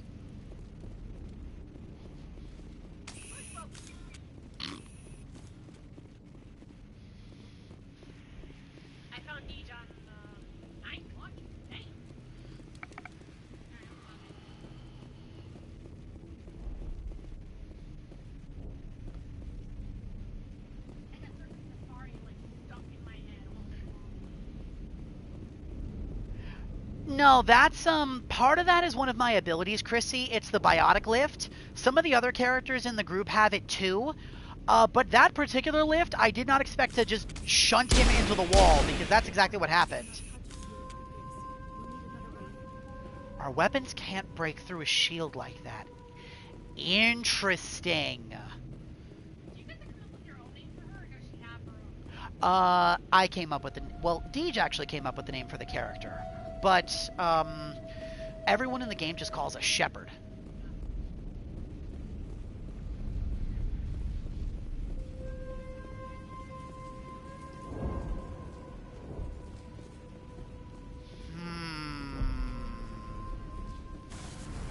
Okay.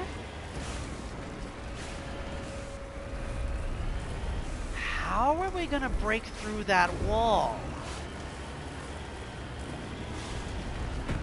There's only one way through the sky bridge, and it's right here.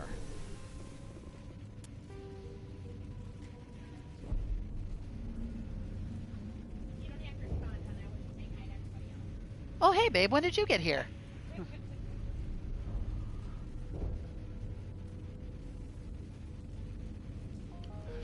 Nah, I thought about that, but Liara said our weapons can't break through that force barrier. When I tried to shoot it, nothing happened.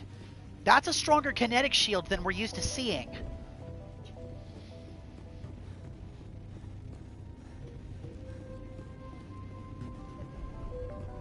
Maybe we can just walk through it. I could try. A one-way trip down, Commander Shepard. Ah, here it is. There's a hole in the floor. But it's a one-way trek. If we go down here, we're not coming back up. But it's the only way we have to go. So let's go. Varen. Damn it! Oh, it's Elizabeth! I'm so sorry. I thought you were Geth, or one of those Varen. That's twice now that somebody shot us on Twitch Instinct, by the way. It's okay. Why are you here? Explain yourself.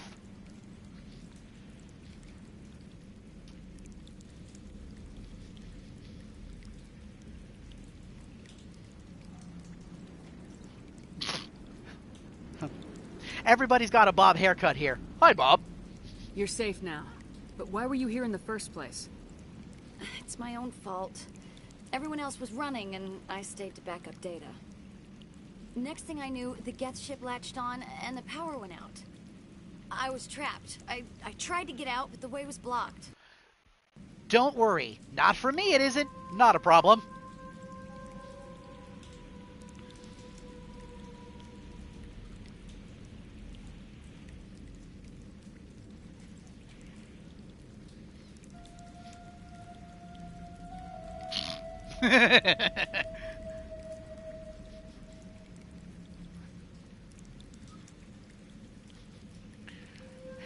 It is pretty funny. You're right.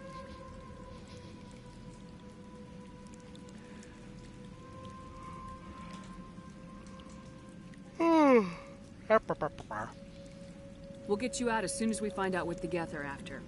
It's not the Geth. It's the energy field they put up. They don't want anyone else getting access to the...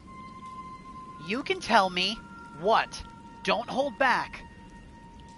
Ah, there's a reason everybody was being so cagey. They know why the Geth are here. They must have found something. Exposition, exposition, exposition.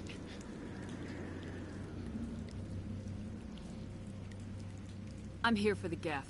It's very important that I find out what they're after. I don't know for certain, but I'm guessing they're here for the Thorian. Thorian? I have never heard of such a thing. It's an indigenous life form. ExoGeni was studying it. Interesting. Where is it? Tell me more.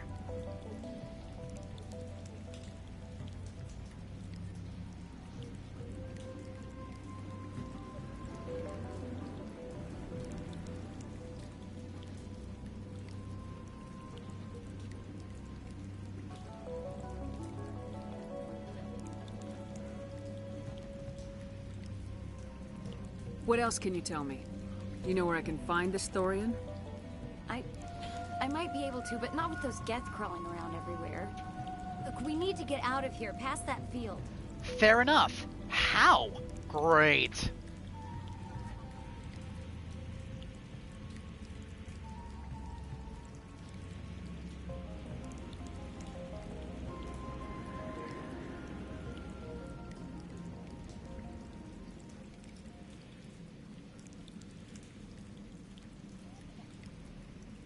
Do you know how we can shut it down?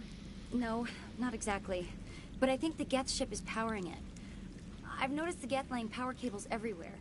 You could follow those cables, but there's Geth all over the place. Alright. Let's ask him some personal questions. Tell me about yourself. I'm just a research assistant for ExoGeni. I came here with my mother. I don't even know if she made it out alive. She did. She's with some others from the colony. She's safe for now. She's alive? Oh, thank God. I thought I was the only one left. Please, Commander, just get that field down so I can see my mother again. Tell me about the Thorian. Tell me what you know about the Thorian. I really don't know that much about it. I think it's some kind of plant being. I know it's very old. Thousands of years even. What about the Geth attack? Why do you think the Geth would be interested in the Thorian? It's just a plant. I don't know why the Geth would care. ExoGeni was studying it, but I don't think they found anything special. You stay put. I'll go open some doors. Oh, here, take my ID. This should get you past any locked doors. Good luck with that field.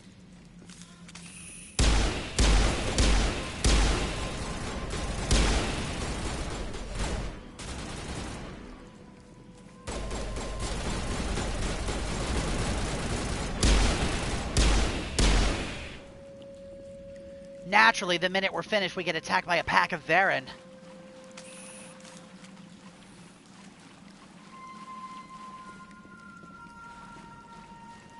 Okay, that's the way we came in. And this is the way to get that door open. We are going to have to wrap in a couple of minutes here just because I got to get ready to feed the dogs and cook dinner. Depending on how things go, maybe we can pick this up after we finish eating. We'll go for a double header today. Are you sure you're okay with that, Lore? Stupid machine. Access encrypted files. I'm happy being here again. I know I kind of made a No, I don't want to review protocol. I am unable to comply. Please contact your supervisor. Damn it! Tell me what I want or I'll blast your virtual ass into actual dust! Please contact your supervisor for a level 4 security exemption, or make an appointment with... Stupid machine! If there is nothing else, please step aside. There is a queue forming behind you for the use of this console.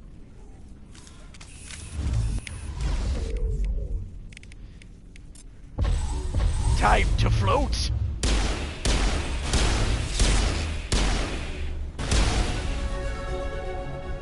You guys didn't see a Krogan there, did you? Because I sure didn't. ExoGeni Corporation reminds all staff that the discharging of weapons while on company property is strictly forbidden. Welcome back, Research Assistant Elizabeth Bainham. What can I do for you? Ah, her ID. That's why the VI recognized us. It's a good thing we had that. Elizabeth? I need answers.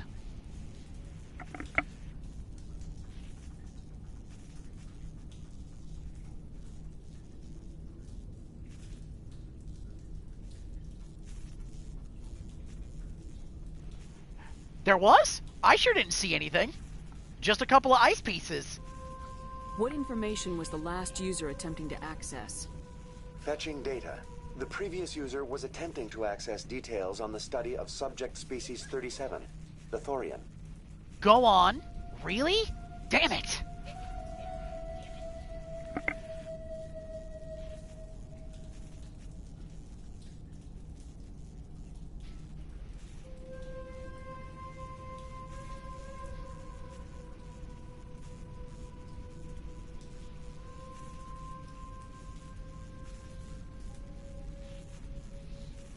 Tell me everything you told the Krogan.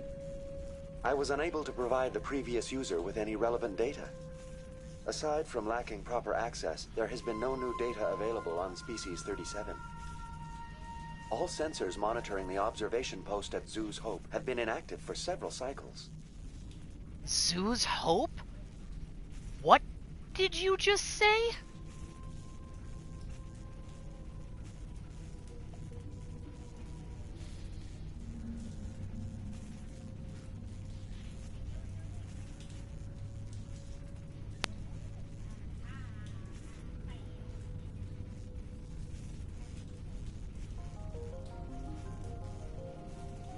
What does Zoo's Hope have to do with the Thorian? Species 37 is located within the substructure of the Zoo's Hope outpost.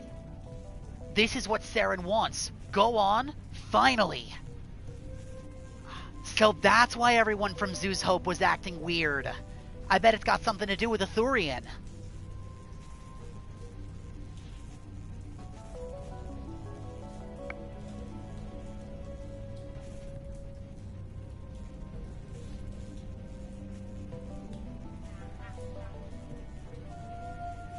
Tell me everything you know about the Thorian. The Thorian is a simple plant life form that exhibits a sentient behavior uncommon with other flora. Through dispersion and the eventual inhalation of spores, it can affect and control humans. The Zoo's Hope control group has yielded interesting results. Before sensors went offline, almost 85% of all test subjects were infected. Control group? Explain yourselves, you bastards. They were using them as guinea pigs. That's why they're all being so cagey. The Thorian is controlling them. And that's why the one underneath the sewer system was acting so weird. Because he was probably trying to fight against the plant's control.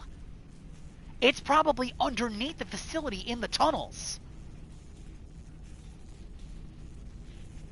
Are you saying Exogeny knew its people were getting infected?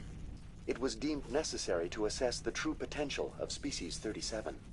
That explains their strange behavior. You should contact Joker. Yes, it couldn't hurt. I mean, the answer is yes. Joker! Come in, Joker! Damn it! That field's blocking us. We must find a way around the field. We must get back to Zoo's Hope. I agree. Tell me about that field. No kidding.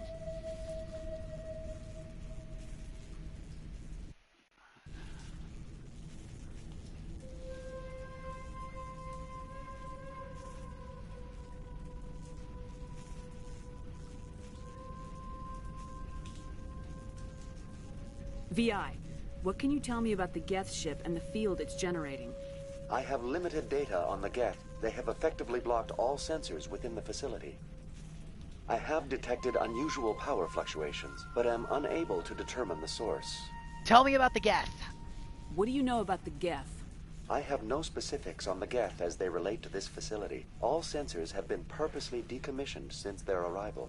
What can you tell me about Exogeny? I want to know about Exogeny Corporation. Exogeny Corporation is at the forefront of human expansion in the new galactic economy, funding colonial development and securing resource rights to ensure our progress as a species. Further inquiries regarding company policy may be directed to Consumer Information Services during regular business hours. Who runs the facility? Who's in charge here? Who organized the research? All decisions about local resource analysis and acquisition are made by on-site management, deferring to the board of directors only when seasonal quotas are missed or exceeded. Individual employee records are confidential. Figures. Tell me about the Thorian. Tell me about the Thorian. Species 37 was discovered several weeks ago when a small team was infected with spores while examining ruins near the Zoo's Hope outpost. The outpost was quarantined immediately, and study of the infection began. Within 21 days, 58% of colonists exhibited altered behavior. Within 28 days, 85%. How big is it? What's the size of this thing? The Thorian appears to be a diffused creature. Its cognitive abilities are centered in large nerve bundles, but it receives data from kilometers of meandering tendrils. We have discovered bundles approximately 1 meter in diameter, but these seem insufficient to coordinate the massive sensory potential it possesses. It may simply process such stimulation slowly, or perhaps there is a nerve cluster of a greater magnitude we have not yet encountered. How smart is it? Is it intelligent? Can I reason with it? The Thorian does not exhibit the focused behavior of a predator. The release of spores is an act of survival, not aggression. It does trigger advanced behaviors in the humans it enslaves, but we have yet to discover whether it recognizes or is capable of recognizing humans as more than tools. It is sufficiently alien as to defy classification at this time. Fingers crossed, dude. I'm hoping you'll actually get some results this time. Do you know how the creature controls its slaves? The will subversion manifests as intense pain if directives are ignored. The effect is severe enough that subjects are soon conditioned against even minor thoughts of rebellion. Observation suggests the Thorian views its thralls in a utilitarian way. Care is apparently taken to avoid injuring them, much as a craftsman avoids damaging his tools. As long as no action is taken against the creature's objectives, the subjects are free to pantomime a normal existence until specifically tasked with something. And where can I find it? Where's the center of this thing? The Thorian is present as a weave of tendrils across much of the lower surface of Pharos. Observation of enslaved subjects suggests there may be key clusters that are tended by thralls. Unfortunately, direct observation of species 37 is limited, or non-existent. And what about Elizabeth? Please access my personal files. Elizabeth Bainham, Research Assistant, Biomedical Division, Security Level 4 exemption. You are currently under probation due to disagreements with management over established company policy. These sanctions may be lifted if your next evaluation is more agreeable. Why was I sanctioned? What triggered the probation? You were marked as combative about the operations of the Zeus Hope project, specifically regarding the handling of the infected colonists. As a result, you were tasked with monitoring the safety of the colonists for the duration of the observation. Goodbye. That's enough for now. Going to standby mode. Alright, so we've got all of our answers now, or at least most of them. So we know what we're dealing with, we know why the Geth are here, and we know why everyone in the colony was acting so weird. It's all the result of the Thorian. More than likely, if we keep going, we're going to encounter it.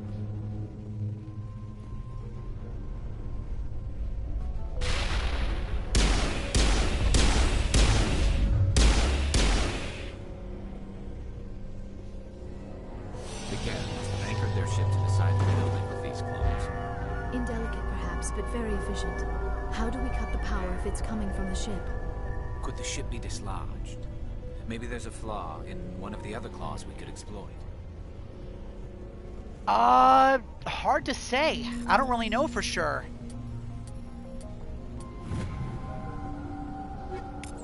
We'll know for sure once we get closer. We gotta find the damn thing first. This structure seems to have significance for the Geth. Is it possible they set up this room to serve as a sacred temple of sorts? Why would a synthetic devote resources to something like this? This structure seems to have significance for the Geth. Is it possible that...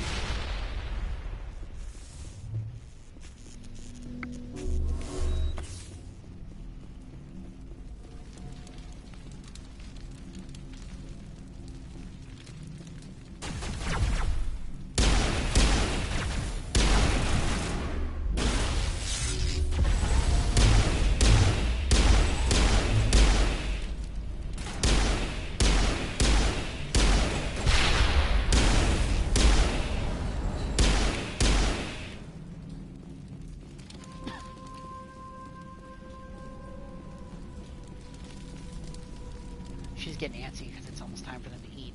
It is time for them to eat, actually. No, I got it. Alright. For now, this is where we'll have to stop. It's getting to the point where the dogs are getting ready to eat and they're starting to pace and get kind of antsy.